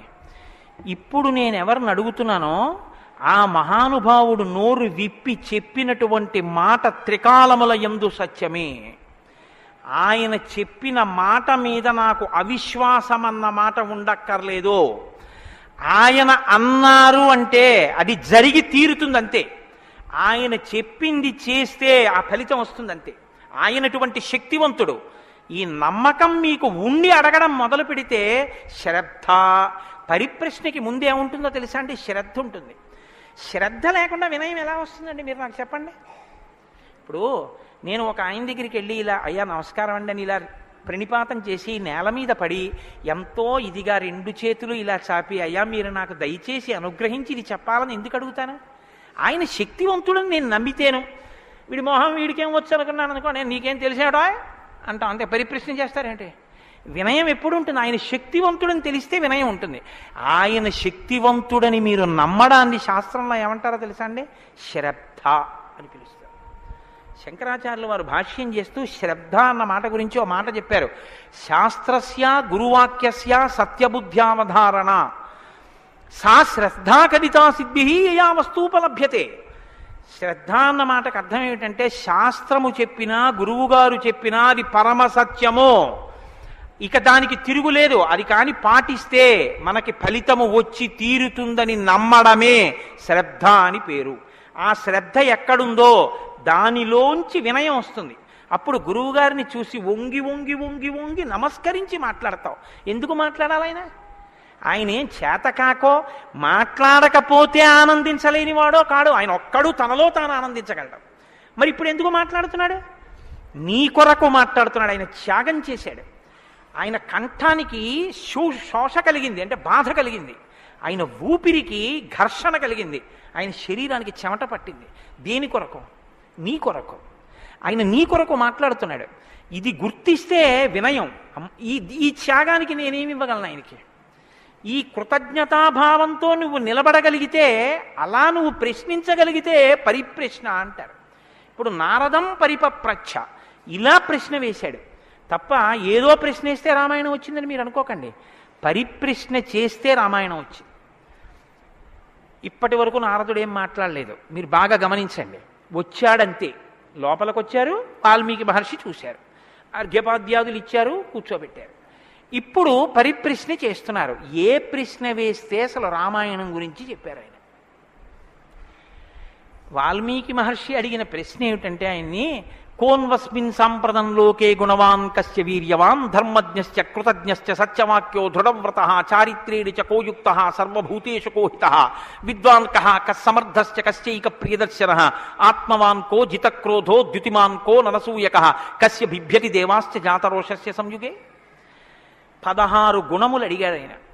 ఈ 16 గుణములు పరిపూర్ణముగా ఉన్నటువంటి ఒక మానవుడు ఈ లోకంలో, ఈ కాలంలో, నేను ఉన్న రోజుల్లోనే, నేను ఇప్పుడు శరీరంతో తిరుగుతుండగా నా మాంసనేత్రంతో చూడడానికి వీలుగా ఎక్కడైనా ఎవరైనా ఉన్నారా అని అడిగాడు. అంటే అలాంటి వారే ఉన్నారు. ఆయన భార్యయే తన ఆశ్రమంలో ఉంది. ఇది తెలుసా వాల్మీకి? తెలియదని చెప్పవలసి ఉంటుంది. మరి ఇప్పుడు ఎందుకు వచ్చింది ఈ ప్రశ్న ఆయన నోటి వెంట? అమ్మవారు వచ్చింది కాబట్టి వచ్చింది. అమ్మవారు ఎందుకు వచ్చింది? అసలు రహస్యం ఏమిటంటే, రామాయణం లోకానికి అందాలంటే సీతమ్మ యొక్క సేవాభాగ్యం వాల్మీకి లభించాలి. సీతమ్మ సేవాభాగ్యమే శారదాదేవి సేవాభాగ్యం. అది అందితే నోటి వెంట ఈ ప్రశ్న వచ్చింది. నోటి వెంట ఒక్క ప్రశ్న వస్తే యుగాలు మారిపోయినా మనుష్యుడిగా పుట్టిన ప్రతివాణ్ణి తరింపచేయగలిగిన ఒక ఆది కావ్యం ఆయన నోటి వెంట వచ్చింది. ఇది రావడానికి ముందు సీతమ్మ రావాలి. అందుకని ముందు సీతమ్మ వచ్చేసింది ఆశ్రమానికి. వచ్చి అక్కడ కూర్చుంది. ఆ రామాయణాన్ని ప్రచారం చెయ్యగలిగిన యోగ్యమైన శిష్యుల్ని కూడా సీతమ్మే వాల్మీకి ఇచ్చింది లవకుశల రూపంలో. ఇది వాల్మీకిని సీతమ్మ తరింపచేసిన తీరు మీరు జాగ్రత్తగా గమనించగలిగితే వాల్మీకి తరించడానికి మొదటి కారణం సీతమ్మే. అందుకే ఆయన అన్నారు, నేను చెప్పిన రామాయణానికి పేరేమిటో తెలుసా? సీతాయాస్ చరితం మహత్ అన్నారు. అది సీతమ్మ చరిత్ర అన్నారు.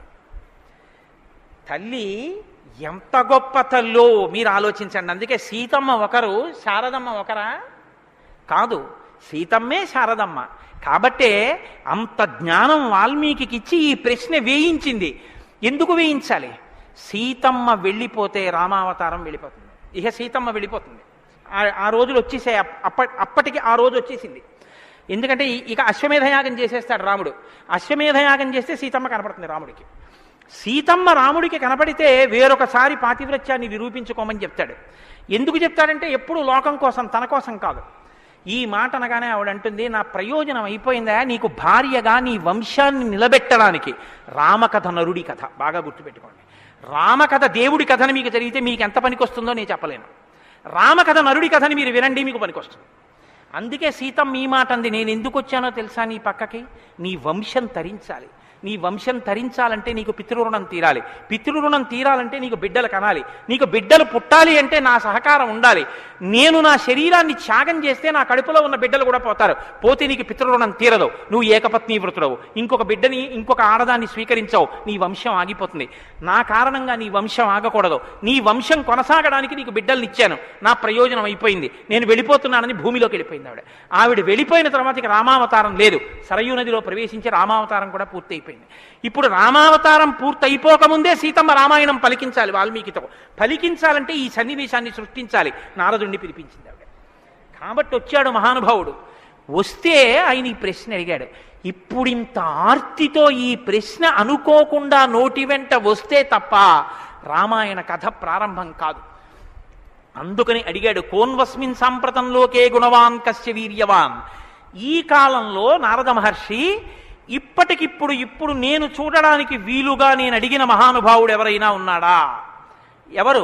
16 గుణములున్నవాడై ఉండాలి. గుణమన్న మాటకు అర్థం ఏమిటి? తాను గురుముఖత నేర్చుకున్నటువంటి విద్య ఏ కాలమునందు ప్రవర్తనలో ఎలా ప్రకాశించాలో అలా ప్రకాశిస్తే అది గుణముగా కనపడుతుంది. మా గురువుగారు నన్ను, నాయనా ఒరే కోటేశ్వరరావు, గోవులకు సేవ చెయ్యరా అని చెప్పారనుకోండి. నేను అలా గుళ్ళోకి వెళ్ళిపోతున్నాను. ఓ అరడజన అరటిపళ్ళు పట్టుకుని దేవాలయంలోకి వెడుతున్నాను. ఒక ఆవు నా వంక చూసి ఇలా ఇలా ఇలా ఇలా నోరు చాపింది. నేను ఆ ఆవుని దవడ మీద ఒక్క దెబ్బ కొట్టి గుళ్ళోకి వెళ్ళాను. మా గురువుగారు సంతోషించచ్చా? మా గురువుగారు చెప్పారు, రే పరాశక్తికి ఆవుకి తేడా లేదురా అని చెప్పారు. ఇప్పుడు నేనేం చెప్పాలి? నేను లోపలికి వెళ్ళి అర్చకుడికి ఇస్తే నివేదన చేస్తాడు. ఇక్కడో నా తల్లి ఎదురొచ్చి నా దగ్గర ప్రత్యక్షంగా తింటానని అడుగుతోంది.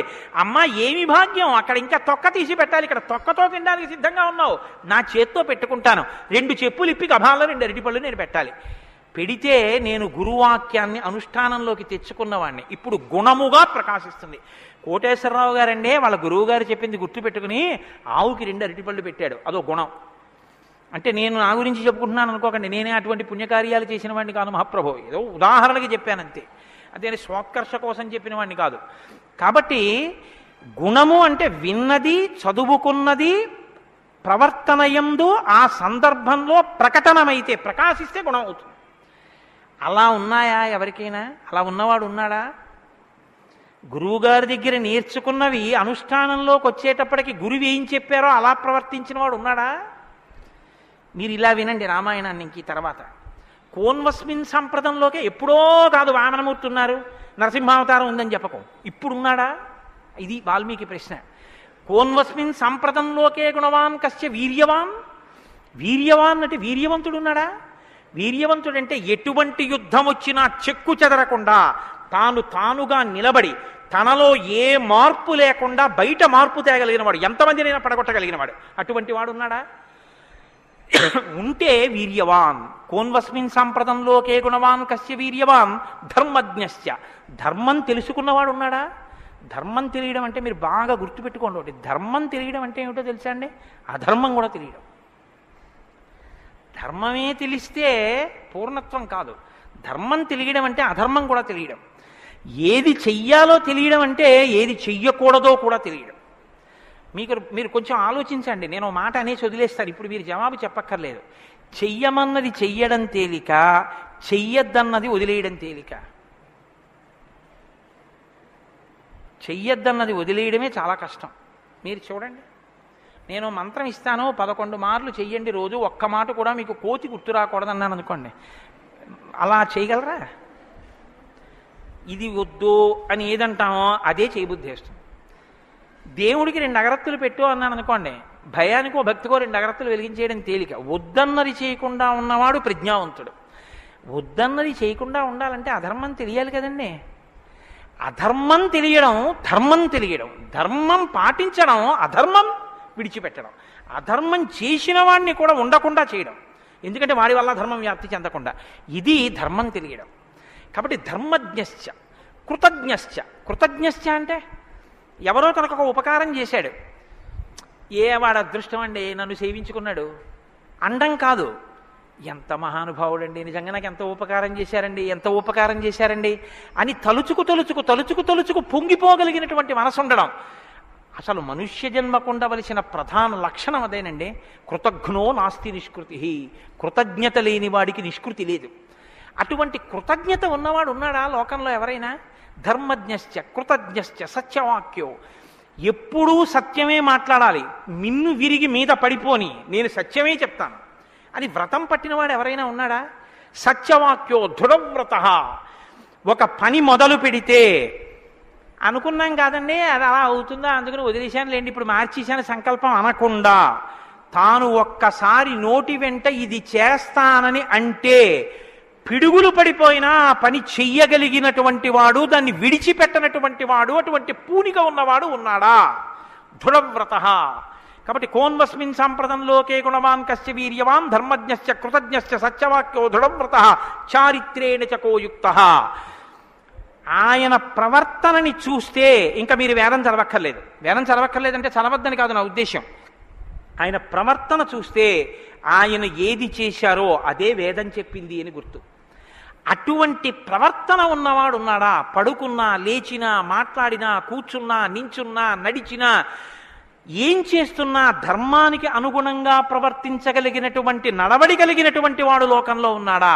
చారిత్రేణ చకోయుక్తః సర్వభూతేషు కోహితః. ఇంత బలపరాక్రమాలు ఉండి కూడా సమస్త భూతముల పట్ల దయ కలిగిన వాడు లోకంలో ఉన్నాడా? గుండెల నిండా అంత కారుణ్యం ఉన్నవాడు ఉన్నాడా? సర్వభూతేషు కోహితః విద్వాంకః. తెలుసుకోవలసినవన్నీ సమస్తము తెలుసుకున్నటువంటి విజ్ఞాని ఉన్నాడా? అటువంటి విద్వాంసుడు ఉన్నాడా? విద్వాంకః కస్సమర్థశ్చ. ఎటువంటి పని అయినా సరే వీరు చెయ్యలేరు వీరు చెయ్యలేరు అనొచ్చేమో కానీ ఆయన ఇది చెయ్యలేరని చెప్పడానికి ఒక పని లేకుండా ఏ పనులైనా చెయ్యగలిగిన వాడు ఉన్నాడా? కస్సమర్థశ్చ కశ్చైక ప్రియదర్శన. ఎప్పుడు మీరు చూసినా చూడాలనిపించేట్టుగా ఉండేవాడు ఉన్నాడా?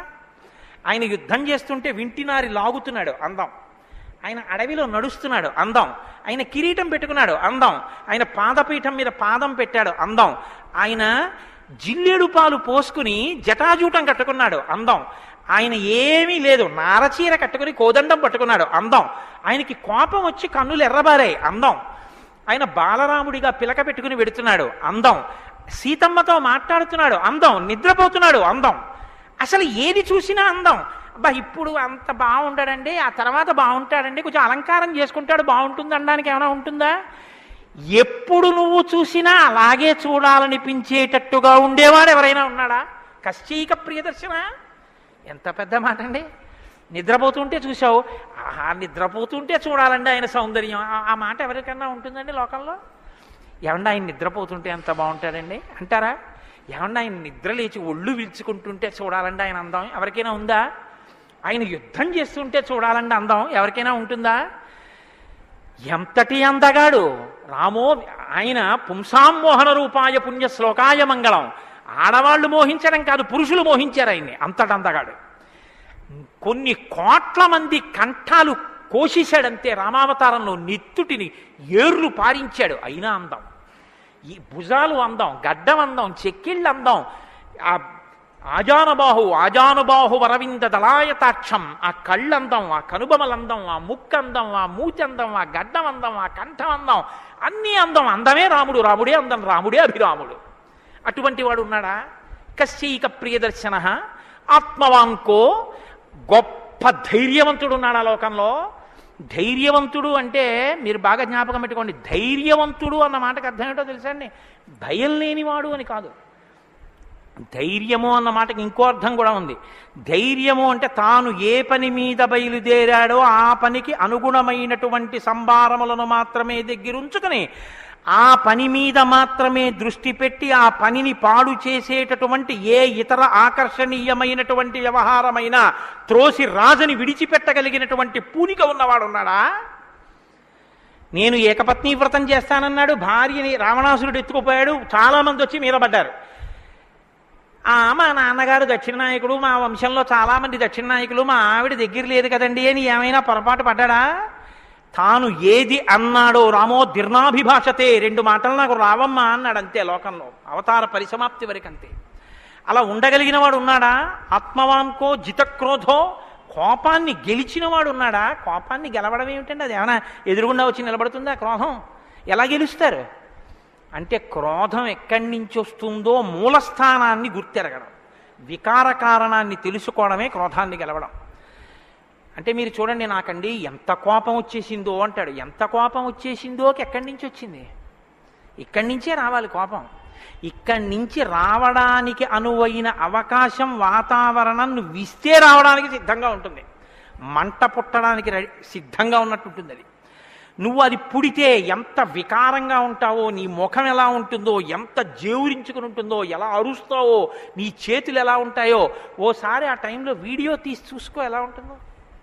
అసహ్యం వేస్తుంది మన మీద. మనకి అదేంటంటే అలా ఉన్నాననిపిస్తుంది. ఇన్ని వికారములు ఇది వస్తే వస్తున్నాయని తెలుసుకొని అది రాకుండా తొక్కి పెట్టగలిగిన వాడు ఉన్నాడా? అలా ఉంటే జితక్రోధో, అలాంటి వాడు ఉన్నాడా లోకంలో? ఆత్మవాన్కో జితక్రోధో ద్యుతిమాన్కో, అపారమైనటువంటి కాంతి కలిగిన వాడు ఉన్నాడా? ద్యుతిమాన్కోననసూయక, అసూయని గెలిచిన వాడు ఉన్నాడా? తనకన్నా గొప్పవాడు కనపడితే ఆహాహా మహాత్ములు ఎంత గొప్ప పరిశ్రమ చేశారో, ఇంత గొప్పవాడు అయ్యాడని నమస్కారం చేసి తెలుసుకోవాలి. తనకన్నా తక్కువవాడు కనపడితే ఈశ్వరానుగ్రహంతో ఈయన వృద్ధిలోకి రావాలనగలగాలి. కిందవాడిని చూసి అహంకరించకూడదు, పైవాడిని చూసి అసూయ పడకూడదు. ఈ 2 ఉన్నవాడు ఉన్నాడా? ద్యుతిమాన్కో ననసూయక కస్య బిభ్యతి దేవాస్య జాత రోషస్య సంయుగే. కోపం లేని వాడికి కోపం ఎలా వస్తుంది మరి? అంటే కోపం తెచ్చిపెట్టుకున్నట్టు నటిస్తాడంతే. ఎందుకు నటించాలి అంటే ఏదో పని చక్కబెట్టాలంటే కోపం వచ్చినట్టు ఒకసారి ఇలా అంటాడు. అనేటప్పటికి అమ్మ బాబోయ్ ఆయన కోపం వచ్చిందంటే హడిలిపోయి అందరూ జాగ్రత్తగా ఉంటారు. ఎవరికి కోపం వచ్చిందని అనిపిస్తే 33 కోట్ల మంది దేవతలు కూడా వణికిపోతారో అలా కోపాన్ని తెచ్చిపెట్టుకునేవాడే తప్ప అసలు కోపం రావడం అన్నది లేనివాడు లోకంలో ఉన్నాడా? అలాంటి వాడు ఎవడైనా ఉంటే ఎప్పుడో ఉన్నాడని చెప్పద్దు, ఇప్పుడు ఉన్నాడా? నేను చూడ్డానికి వీలుగా ఉన్నాడా? ఈ కాలంలో ఉన్నాడా? ఉంటే అటువంటి వాడి గురించి నాకు చెప్పు, నాకు వినాలనుందన్నాడు. ఇప్పుడు వస్తోంది రామాయణం. ఇప్పుడు చెప్పాలి. నారదుడు ఎవరో తెలుసా? ఆయన రాముడే. ఆయన ఇల్లాలే నీ దగ్గరుంది, ఆయన బిడ్డలే నీ దగ్గర ఉన్నారు.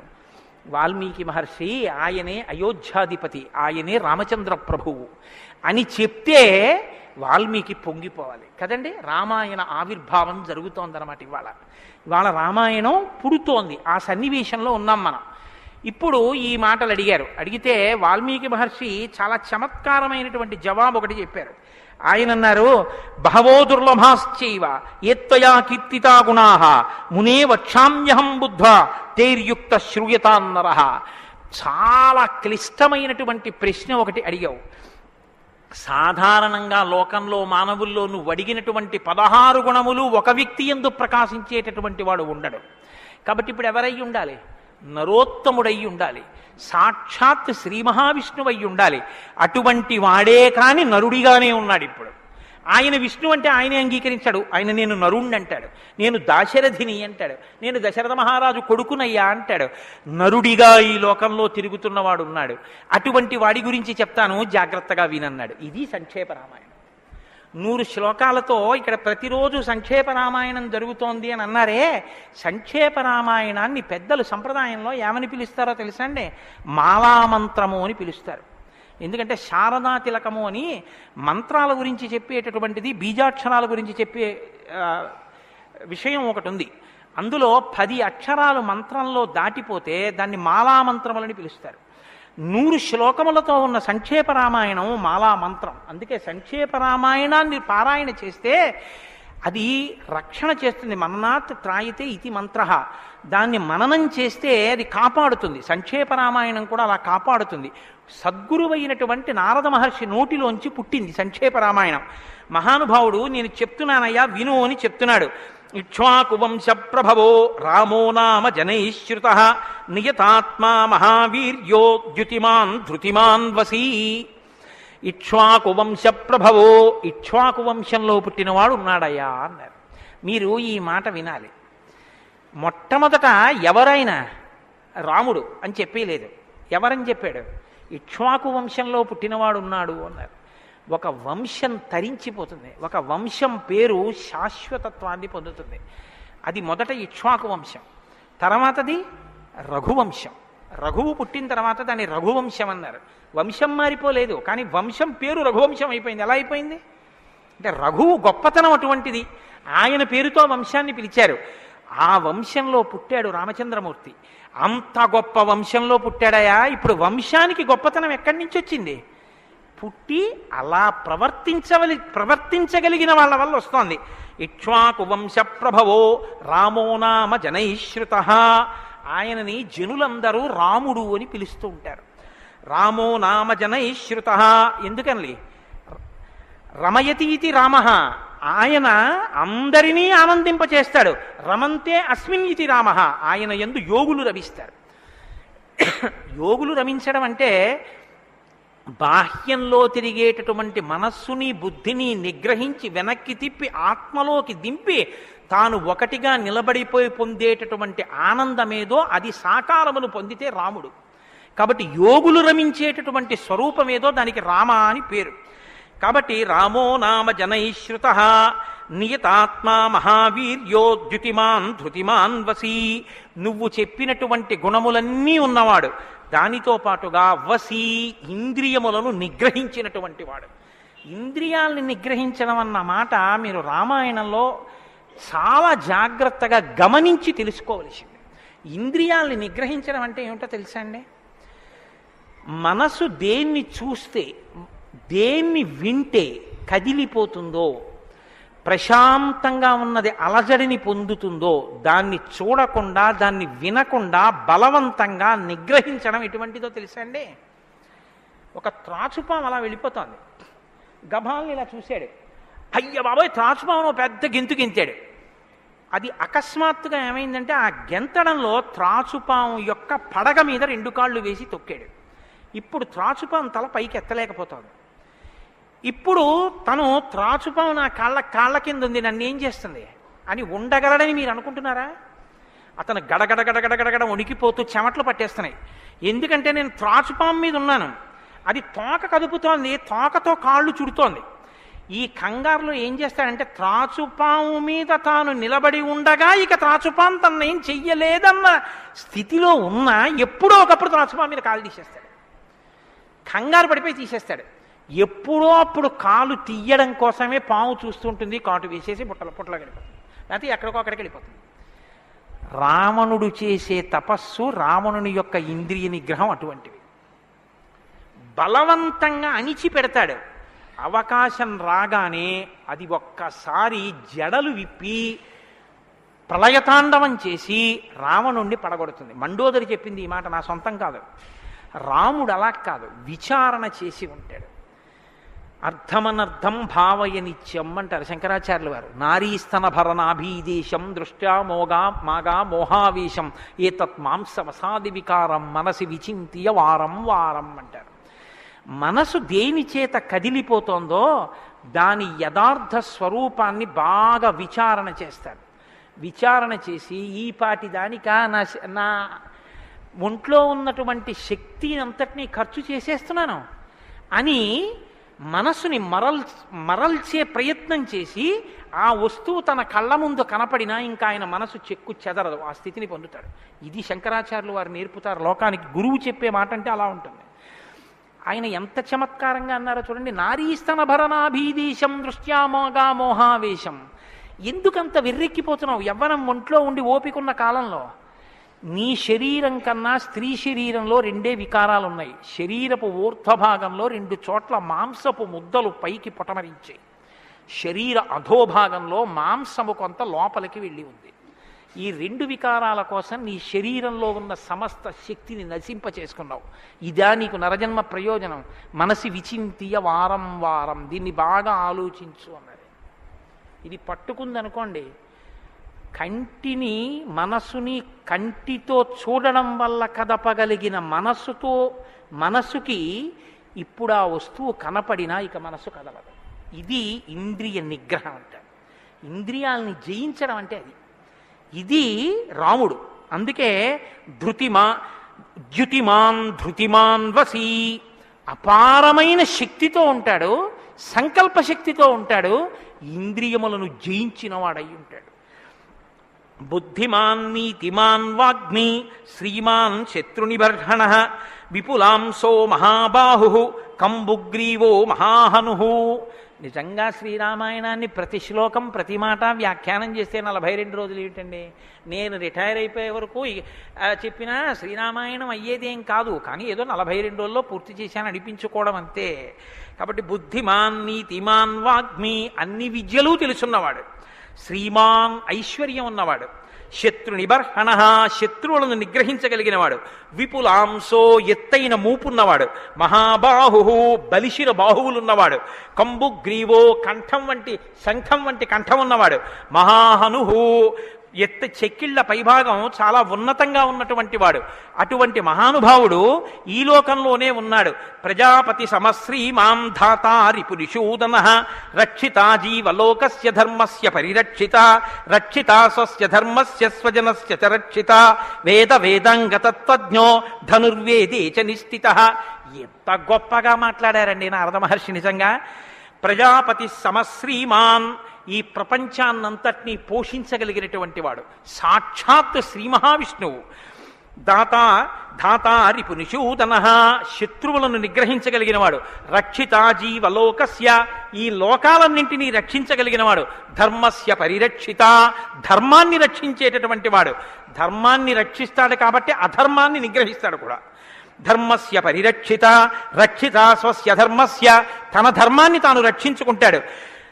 రక్షిత స్వస్య ధర్మస్య స్వజనస్య చ రక్షిత, అందరినీ రక్షిస్తే మరి స్వజనులు ఎవరు అంటే ఆయననే నమ్ముకుని ఉన్న వాళ్ళెవరో ఆ వారి రక్షణ యందు మరింత అప్రమత్తంగా ఉండేటటువంటి స్వరూపం ఉన్నటువంటి వాడు. అటువంటి వాడు సచ సర్వగుణోపేత కౌసల్యానందవర్ధన సముద్ర ఇవ గాంభీర్యే ధైర్యేణ హిమవానివా. ఇందులోంచేనండి వాల్మీకి మహర్షి చెప్పిన శ్లోకాల్లోంచే తర్వాత ఉపమానాలన్నీ వచ్చాయి. ఇప్పటికీ మనం చూడండి, ఆయన మేరునగ ధీరుడండి అంటాం. ఆయన్ని పోల్చి చెప్పేటప్పుడు హిమవత్ పర్వతము వంటి వాడు, సముద్రము వంటి గాంభీర్యం ఉన్నవాడు అని చెప్పారు నారద మహర్షి. సముద్రం చూడండి ఎంత గంభీరంగా ఉంటుందో. సముద్రం కడుపులో ముత్యాలు, రత్నాలు, వజ్రాలు ఇన్నుంటాయి. ఇన్ని ఉన్నా కప్పి ఉంచుతుంది. సముద్రంలో బడబాగ్ని ఉంటుంది, కానీ తాను మాత్రం చల్లగా ఉంటుంది. సముద్రం ఒడ్డుకొస్తుంది, వచ్చి మీ కాళ్ళు తాను కడుగుతుంది. చేతకానిది ఎదురొచ్చి మీ కాళ్ళు కడిగిందని మీరు ధూర్తతనంతో లోపలికెడితే మిమ్మల్ని తనలో కలుపుకుంటుంది. ఎదురొచ్చి మీ దగ్గరికి వస్తోంది కదా అని మీ కాలి చెప్పు తీసి అందులో వేస్తే తీసుకొచ్చి అవతల బారేస్తుంది ఒడ్డున. ఇది సముద్రం యొక్క గాంభీర్యం. తాను ఉప్పు కయ్యగా ఉంటుంది, పర్వదిన స్నానానికి పనికొస్తుంది. ఇన్నిటిని కప్పిపుచ్చి నిలబడగలిగినటువంటి స్వరూపం సముద్రం. కడుపులో బడబాగ్ని ఉన్నా, సీతాపహరణమే జరిగిన, తండ్రే మరణించిన, రాజ్యమే పోయినా, అరణ్యంలో తిరిగిన, జుట్టు తీసేసిన, జిల్లేడు పాలు పోసుకుని ఆఖరికి ఆ జటలు కట్టుకున్న, నారచీర కట్టుకున్న, పాదాలకి చెప్పులే లేకపోయినా, అగ్నిహోత్రాన్ని చంకన తగిలించుకున్న, అడవిలో మృగాన్ని బాణం పెట్టి కొట్టి చర్మం ఒలిచి మాంసం తీసి తెచ్చి సీతమ్మ వండితే తప్ప తినలేని స్థితిలో రాజారాముడైనటువంటి వాడు బ్రతకవలసి వచ్చిన తెల్లవారుజామున 4 గంటల సమయంలో దాహమేస్తున్న ఏనుగు నదిలో తొండం పెట్టి నీళ్లు తాగడానికి కూడా భయపడినంత చలికాలంలో కూడా వెళ్ళి స్నానం చెయ్యగలిగిన మొనగాడు. ఇన్ని కష్టాలు కడుపులో పెట్టుకుని కూడా పైకి చెక్కు చెదరకుండా ఉండగలిగినటువంటి గంభీరమూర్తి ఆయన యా రాముడంటే అన్నాడు నారదుడు. కాబట్టి సముద్ర ఇవ గాంభీర్యే ధైర్యేణ హిమవానివా ధైర్యంలో హిమవత్ పర్వతం వంటివాడు. పర్వతాన్ని చూడండి, వర్షధారల చేత కొట్టబడుతుంది, పిడుగులు పడిపోతాయి. ఆ పర్వతం మీదే చెట్లు పెరుగుతాయి, ఆ పర్వతం మీదే సింహాలు తిరుగుతాయి, పులులు తిరుగుతాయి. ఆ సముద్రానికి కన్నాలు పెట్టి పావులు పడుకుంటాయి. చిట్టెలుకలు కన్నాలు చేసి ఆ పర్వత పాదాల మీద తిరుగుతుంటాయి. ఎలుక కన్నం పెట్టి తనలో దూరిందని బెంగపెట్టుకోదు, ఒక ధూర్తుడు కాళ్లతో పైకెక్కాడని బెంగపెట్టుకోదు, వర్షధారలు కొట్టాయని కదలదు, పిడుగులు పడ్డాయని చెక్కు చెదరదు, పులులు సింహాలు తిరుగుతున్నాయని బెంగపెట్టుకోదు, మహాత్ములు తన మీద నడుస్తున్నారని పొంగిపోదు, తన మీద ఈశ్వరుడి దేవాలయం కట్టారని పరవశించిపోదు, తాను అలాగే నిలబడి ఉంటుంది. చెక్కు చెదరక నిలబడగలిగినటువంటి పర్వతం ఎటువంటిదో రాముడు అటువంటి వాడు. ఇది నారదుడు ఒక నరుడిగా ఆయన కొన్న లక్షణాలు చెప్తున్నాడు. ఇవి నీవు సంతరించుకో, కొన్నైనా ప్రతిదానికి విచలితుడవైపోవడం కాదు, ప్రతి చిన్నదానికి కదిలిపోవడం కాదు, ధైర్యంగా నిలబడగలగాలి. నాకు కాకపోతే ఎవరికి వస్తాయి? వస్తాయి కష్ట సుఖాలు అనేటటువంటివి చేసుకున్న కర్మను అనుసరించి అని నిలబడగలిగినటువంటి స్థితి రామాయణం ఇస్తుంది. విష్ణునా సదృశో వీర్యే సోమవత్ ప్రియదర్శన కాలాగ్ని సదృశ క్రోధే క్షమయా పృథివీ సమః. ఏమి శ్లోకాలు వాడారండి సంక్షేప రామాయణంలో మహానుభావుడు. విష్ణునా సదృశో వీర్యే, ఆయనతో పోల్చడానికి విష్ణు ఒక్కడే ఉన్నారు. ఎందుకంటే ఇంకా ఆయనతో పోల్చడానికి అటువంటి వాడు ఇంకొకడెవరు ఉంటారు? విష్ణువుని విష్ణువుతోనే పోల్చాలి. కాబట్టి విష్ణువుతో సమానమైన వాడు. సోమవత్ ప్రియదర్శన, బాణం పట్టుకుని ఎదురుగుండా ఉన్న వాళ్ళ లక్షల మంది కంఠాలు తెగకోసినా సరే భక్తులైన వారికి మాత్రం ఆ స్వరూపాన్ని దర్శనం చేస్తుంటే ఎంత సంతోషంగా ఉంటుందో. కాబట్టి సోమవత్ ప్రియదర్శన. లోకంలో మూడిటిని ఎంత చూసినా చూడబుద్ధే వేస్తుంది, ఎంత చూడండి చూడబుద్ధేస్తుంది. అందుకే పార్వతీదేవి వినాయకుడికి ఏనుగు ముఖం పెట్టించింది. పసిపిల్లలకి కూడా సంతోషం కల్పించేవి మూడు ఏమిటో తెలుసా అండి? గజముఖం, చంద్రబింబం, సముద్రం. మీరు సముద్రపు తోటికి వెళ్ళి ఎంతసేపు కూర్చోండి, ఎంతసేపు చూస్తున్నా సముద్రాన్ని అలా చూడాలనే అనిపిస్తుంది. చీకటి పడిపోయిన తర్వాత సముద్ర ఘోష అదో సంతోషం, వస్తున్న కెరటాలు అదో సంతోషం, చీకటి పడ్డాక దీపాలతో దూరంగా వెళ్ళిపోతున్న ఓడ అదో సంతోషం, సూర్యోదయానికి సముద్రం ఆకాశం కలిసినట్టుగా ఉన్న చోట ఉదయిస్తున్న సూర్యబింబం అదో సంతోషం, ఆ పడుతున్న ఎర్రకాంతి అదో సంతోషం, సూర్యాస్తమయానికి సముద్రంలో కృంగిపోతున్నట్టుగా ఉన్న సూర్యుడు అదో సంతోషం. తిక్కన గారు విరాట పర్వంలో అంటారు, రాత్రి అయ్యేటప్పటికి ఆకాశం ఎలా ఉందంటేట మంచి సంపన్నుడైన గృహస్థు ఇంట్లో అలంకారం చేసినటువంటి పడకలా ఉందిట, దాని మీద పువ్వులు అవన్నీ వేస్తే ఎలా ఉందో అలా ఉందిట. సూర్యోదయానికి ఉన్నటువంటి ఆకాశం ఎలా ఉందంటేట తెల్లవారిన తర్వాత 10 మంది చూస్తే దృష్టిదోషం కలుగుతుందని ఆ ఇంటి ఇల్లాలు దుప్పటి మీద ఉన్న పువ్వులు అవే అన్నీ పోయేటట్టు ఒక్కసారి 2 చేతులతో ఇలా దులిపేస్తే అన్నీ పోయిన తర్వాత దుప్పటి ఎలా ఉందో ఆకాశం ఎలా ఉంది తెల్లారాకంటారు. అలా ఆ సముద్రాన్ని చూస్తుంటే ఎంత అందంగా ఉంటుందో. పసిపిల్లల దగ్గర నుంచి కవుల వరకు జ్ఞానుల వరకు సముద్రం ఆనందమే. పసిపిల్లాడికి ఏం తెలిసనే ఆనందం, వృద్ధుడికి ఏం తెలిసనే ఆనందం. అందరూ సముద్రపు వెళ్ళికి వెళ్ళి ఆనందం పొందుతారు. ఆఖరికి తుఫాను సమయంలో సముద్రం చూడడం అదో సంతోషం కొంతమందికి. కాబట్టి సముద్రం. 2 చంద్రబింబం. చంద్రబింబాన్ని ఎంతసేపు చూడండి సంతోషం. రామాయణంలో వాల్మీకి మహర్షి వర్ణిస్తారు సుందరకాండలో చంద్రబింబాన్ని, ఏమి వర్ణనలో ఆ సర్గలు. కాబట్టి చంద్రబింబం. 3 ఏనుగు. ఏనుగు చూడండి, వెంకటాచల క్షేత్రానికో తిరుత్తణియో వెడితే ఆ ఏనుగు ముందు నించుంటే పిల్లల్ని ఎంతసేపు నించో పెట్టండి సంతోషమే. ఆ తొండం ఇలా ఇలా ఆడిస్తూ ఆ ఏనుగు అలా నిలబడి అరటిపండు ఎత్తి నోట్లో పెట్టుకుని ఆ దుమ్ము తీసి మీద పోసుకొని స్నానం చేసి తెల్లటి దంతాలు, దాని స్వరూపం, దాని చిన్ని కళ్ళు, దాని వెంట్రుకలు, దాని తోక, పెద్ద పెద్ద కాళ్ళు, ఇంతంత గోళ్ళు, గుండ్రంగా పాదాలు. ఆ ఏనుగుని ఎంతసేపు చూసినా అబ్బా ఇంకేం చూస్తానులేండి అనిపించదు, అలా చూడబుద్ధి వేస్తుంది.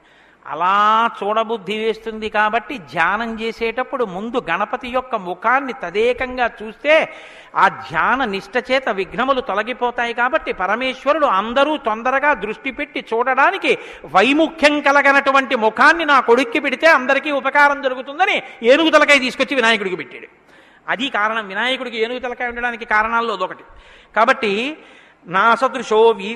విష్ణునా సదృశో వీర్యే సోమవత్ ప్రియదర్శన కాలాగ్ని సదృశ క్రోధే. క్రోధం, కోపం వచ్చిందా కాలాగ్ని ఎటువంటిదో అటువంటి వాడు. క్షమయా పృథివీ సమః. ఈ భూమికి ఎంత ఓర్పో రాముడికి అంత ఓర్పు.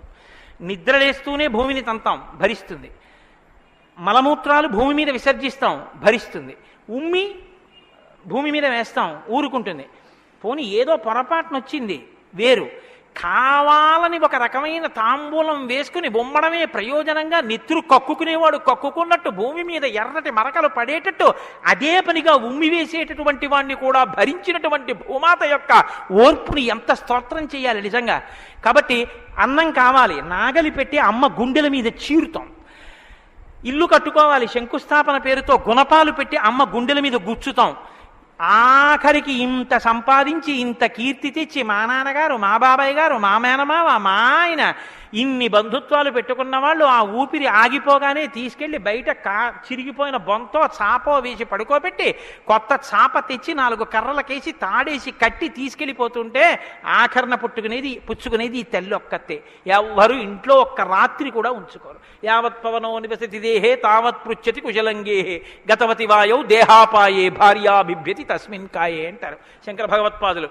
అటువంటి ఈ తల్లిది ఎంత ఓర్పో, ఎన్ని అపచారములు చేసినా కూడా కడుపులో పెట్టుకునేటటువంటి అమ్మ స్వరూపమైనటువంటి భూమికి ఎంత ఓర్పు ఉందో అంత ఓర్పు కలిగిన వాడయ్యా రామచంద్రమూర్తి.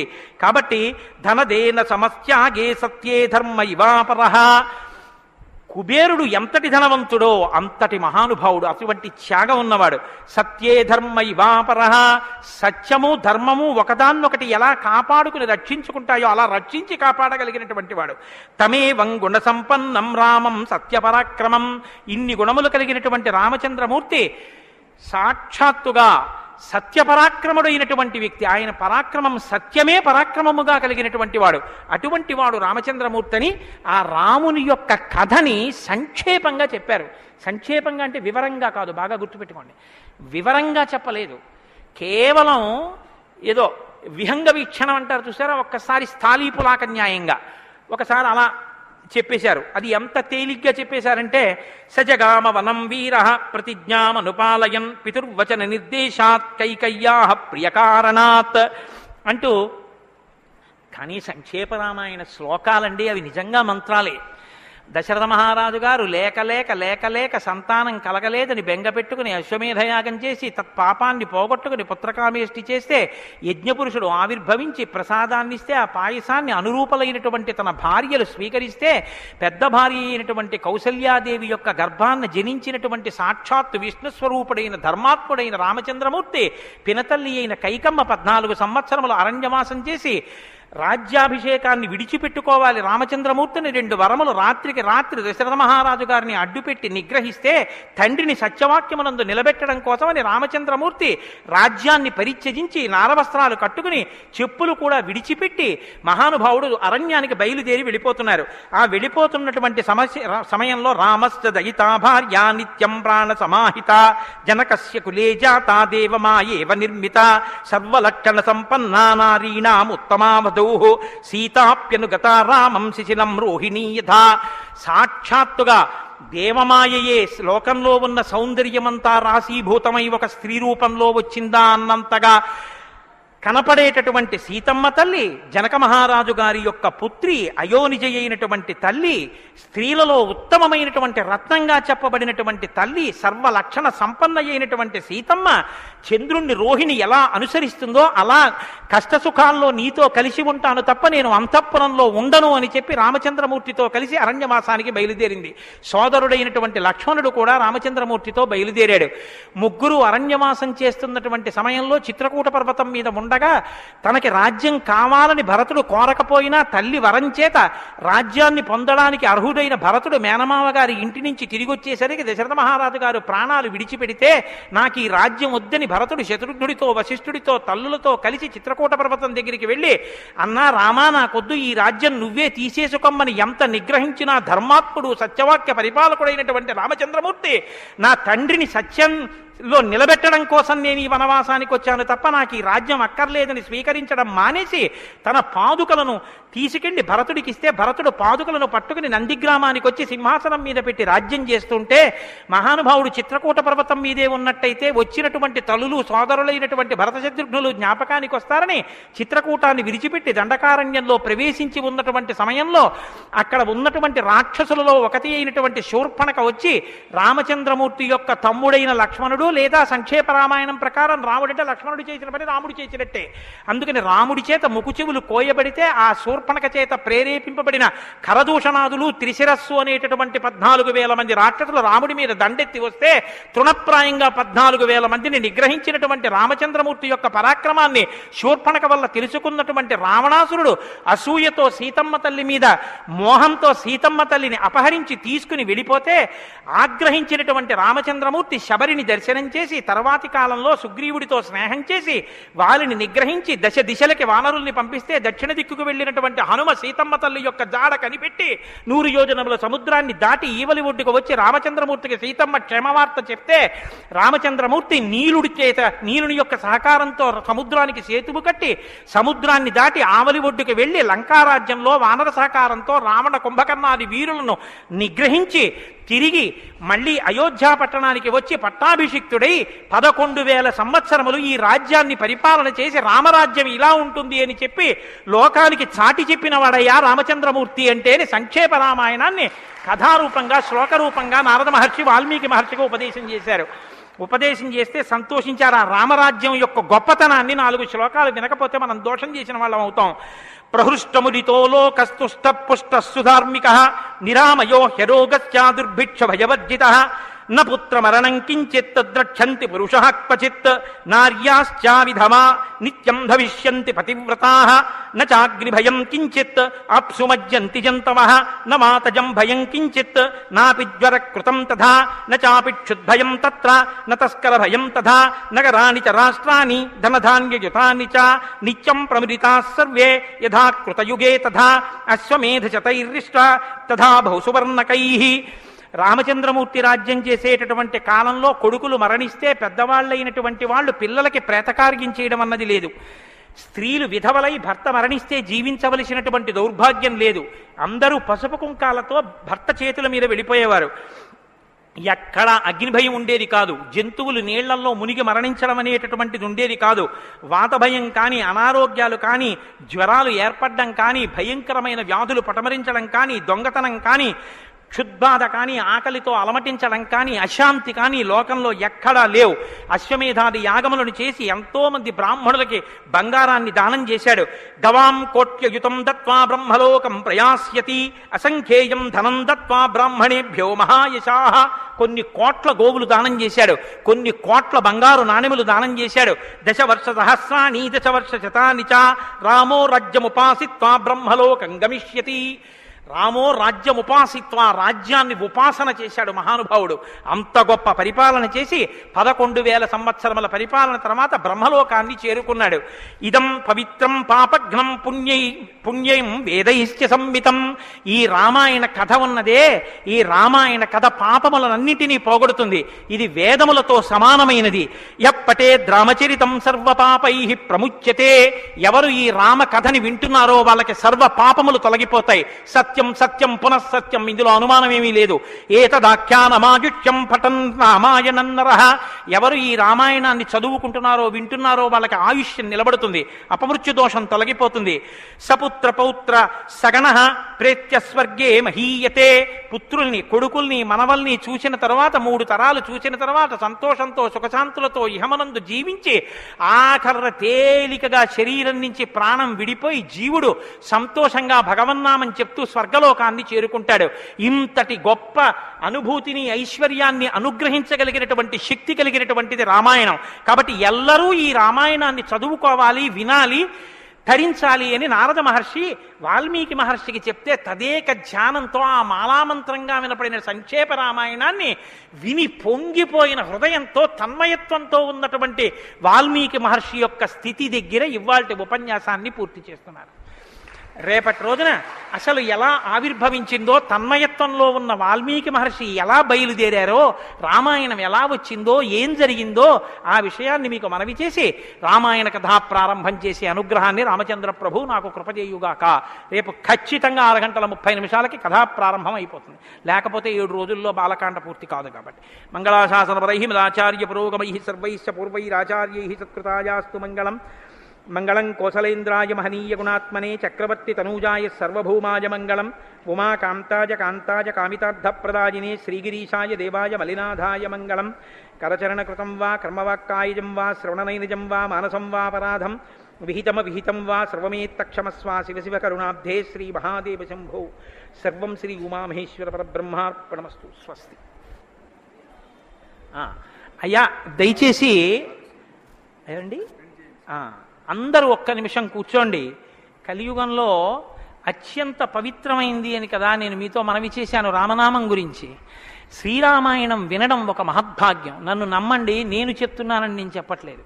జీవితంలో రామాయణం వినడం అనేటటువంటిది కొన్ని కోట్ల కోట్ల కోట్ల జన్మల తర్వాత లభించేటటువంటి అదృష్టం. అందున సంపూర్ణ రామాయణం బాలకాండ నుంచి పట్టాభిషేకం వరకు ఏకబిగిన మండల కాలం రామాయణం వినడం అనేటటువంటిది సంభవం అయ్యేటటువంటి విషయం కాదు. అది కేవలం పూర్వపుణ్యం రామానుగ్రహం ఉంటేనే సాధ్యమయ్యేటటువంటి విషయం. అటువంటి రామ కథ విన్న తరువాత మనం కేవలం లేచి వెళ్ళిపోవడం వల్ల ప్రయోజనం కన్నా రామనామాన్ని చెప్పి వెడితే చాలా బాగుంటుంది. రామనామం కేవలం రామ అనడం కన్నా పెద్దలు మనకు ఒక మార్గాన్ని ఇచ్చారు. రామ రామ రామ అని 3 మాటలంటే ఆ రోజున వాళ్ళు విష్ణు సహస్రం చెప్పిన ఫలితం. అది ఇంట్లో అంటేనే అంత ఫలితం ఇస్తే ఒక దేవాలయ ప్రాంగణంలో, అది జగద్గురు పీఠ ప్రాంగణంలో ఎంత శక్తివంతం ఆలోచించండి. అందుకే రామ రామ రామ 1000 ఎలా అవుతుందని మీకు అనుమానం ఉండొచ్చు. అక్షరాల్ని అంకెల్లోకి మార్చే సంప్రదాయం ఉంది. 2 మా 5 రామ రామ రామ అంటే 2 5 2 × 5 × 2 × 5 × 2 × 5 2 5 10 10 2 20 20 100 100 200 200 1000 సహస్రనామ తత్తుల్యం రామనామ వరాననే. కాబట్టి శ్రీరామ రామ రామ అంటే విష్ణు సహస్రం చెప్పి వెళ్ళిపోయినట్టు. కాబట్టి నేను మకుటం అంటూ ఉంటాను. మకుటం మీరు అందరూ కానీ నేను దానికి వివరణం ఒకటి అంటూ ఉంటాను. మీరు మీ అందరూ కూడా చక్కగాను రామనామము రామనామము రమ్యమైనది రామనామము అని మీరంటారు. ఉండండి ఉండండి, మీ త్వర చాలా గొప్పది. అలా అంటే రామనామము రామనామము రమ్యమైనది రామనామము అలా అన్నప్పుడు 3 మాటలు రామ రామ రామ అంటారు. మీరు ఎన్ని మాటలు అన్నారో అన్ని మాటలు విష్ణు సహస్రం చెప్పింది. పైగా మీరు ఒకటి గుర్తు పెట్టుకోండి, నేను పూర్తి విశ్వాసంతో చెప్తున్నాను. వ్యక్తిగత అనుభవాలు వేదికల మీద చెప్పడం నాకు ఇష్టం ఉండదు. శ్రీరామాయణం జరగడానికి అందరికన్నా ముందే స్వామి హనుమ వస్తారు. అందుకే రామాయణం చెప్పేటప్పుడు హనుమ కోసం ఒక ఆసనం వేస్తారు. ప్రచ్ఛన్న రూపంలో వచ్చి కూర్చుంటారు. అదిగో ఆ ఆసనం, అది రామచంద్రమూర్తి పాదాల దగ్గర ఖాళీగా ఉంచిన ఆసనం ఎవరికంటే హనుమ కొరకు. దాని మీద వారు కూర్చుంటారు. అందుకే పుష్పాలంకారంతో శోభింపచేస్తారు. ఆయనకి ఆ పూలహారం వేశాను. రామనామం చెప్తుంటే ఆయన ఇలా చూస్తూ ఎవరా రామనామం చెప్తున్నారో పొంగిపోతారట. రాముడు హనుమ ప్రీతి పొందేస్తారు. ఎంత అసలు సీతమ్మ పరవశించిపోతుంది. నేను మీకు ఇప్పుడే చెప్పాను, వాక్కు ఉన్నది ఒక్క మనుష్య జన్మకే. అది మన భాగ్య విశేషం చెప్పగలగడం. రోజు అలా అని మీతో నేనేం గంట సేపు చెప్పించను. ఒక్క 11 పర్యాయాలు అందులో నాకు ఏది అనిపించాలనిపిస్తే అవి అనిపిస్తూ ఉంటాను. నేను వివరణతో కూడిన మాట అంటాను, మీరు రామనామము రామనామము రమ్యమైనది రామనామము. నేను గొప్పకి చెప్పట్లేదు, మీతో మాట మనవి చేస్తా. నేను అయ్యప్ప స్వామి దేవాలయంలో సంపూర్ణ రామాయణ ప్రవచనం చేసిన రోజుల్లో ఇది అనిపించేవాళ్ళం. రామాయణం అయిపోయిన తర్వాత రామాయణం సీడీలు ప్రపంచవ్యాప్తంగా అన్ని దేశాలకి వెళ్ళాయి. అయితే అమెరికా నుంచి నాకు ఫోన్లు వచ్చాయి, గురుగారు ఒక్కసారి వినండి అని.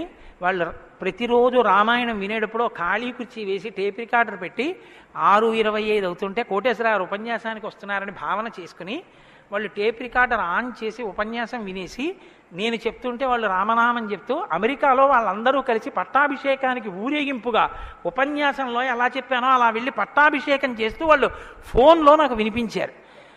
ఎందుకని అంటే నేను సముద్రం దాటి రాను అన్నాను. అందుకని నేను వెళ్ళలేదు పాపం చూడ్డానికి. కానీ ప్రపంచంలో ఎన్ని దేశాలలోనో అలా చెప్పుకుని ఎన్ని కోట్ల రామనామం జరిగిందో, ఎన్ని చోట్ల పట్టాభిషేకాలు జరిగాయో. మళ్ళీ ఆనాడు సంపూర్ణ రామాయణం చెప్పించాడు రామచంద్ర ప్రభు. ఈనాడు మళ్ళీ గుంటూరు శారదాపీఠంలో చెప్పగలుగుతున్నాం.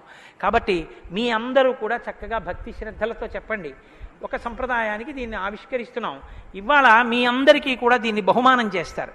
మీ అందరూ కూడా చక్కగా ప్రతిరోజు దీన్ని తీసుకొచ్చి రోజు ఇందులోంచి నామాలు చదువుకోవచ్చు, మీ ఇంటి దగ్గర కూడా చదువుకోవచ్చు. ఇవాళ మాత్రం నేను చెప్పింది మకుటని చెప్పండి.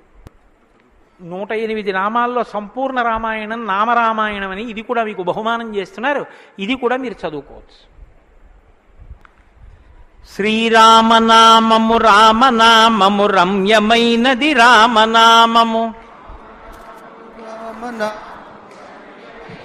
రామనామము దారి నుండి గనడచు వారికి తోడు నీడే రామనామము రామనామము రామనామము రమ్యమైనది రామనామము నారదాది మహామునీంద్రులు నమ్మినది శ్రీరామనామము రామనామము రామనామము రమ్యమైనది రామనామము కోరికొలచిన వారికెల్లను కొంగు బంగరు రామనామము రామనామము రామనామము రమ్యమైనది రామనామము అండపిండ బ్రహ్మాండములకు ఆధారమైనది రామనామము రామనామము రామనామము రమ్యమైనది రామనామము బ్రహ్మ సత్యము జగన్మిథ్యాభావమే శ్రీరామనామము రామనామము రామనామము రమ్యమైనది రామనామము ఆంజనేయుని వంటి భక్తులకాశ్రయము రామనామము రామనామము రామనామము రమ్యమైనది రామనామము రాకడయు పోకడయు లేనిది రమ్యమైనది రామనామము రామనామము రామనామము రమ్యమైనది రామనామము నిర్వికారము నిర్వికల్పము నిర్గుణము శ్రీరామనామము రామనామము రామనామము రమ్యమైనది రామనామము జీవితంబున నిత్య జపముగ చేయవలె శ్రీరామనామము రామనామము రామనామము రమ్యమైనది రామనామము నిజ స్వరూపము బోధకంబగు తారకము శ్రీరామనామము రామనామము రామనామము రమ్యమైనది రామనామము వేదవాక్య ప్రమాణములచే అలరుచున్నది శ్రీరామనామము రామనామము రామనామము రమ్యమైనది రామనామము తల్లివలె రక్షించు సుజనుల నెల్ల కాలము రామనామము రామనామము రామనామము రమ్యమైనది రామనామము మంగళంబగు భక్తితో పాడిన శుభకరంబగు శ్రీరామనామము రామనామము రామనామము రమ్యమైనది రామనామము. స్వస్తి. రేపు 6:30 తిరిగి ప్రవచనాన్ని ప్రారంభం చేద్దాం.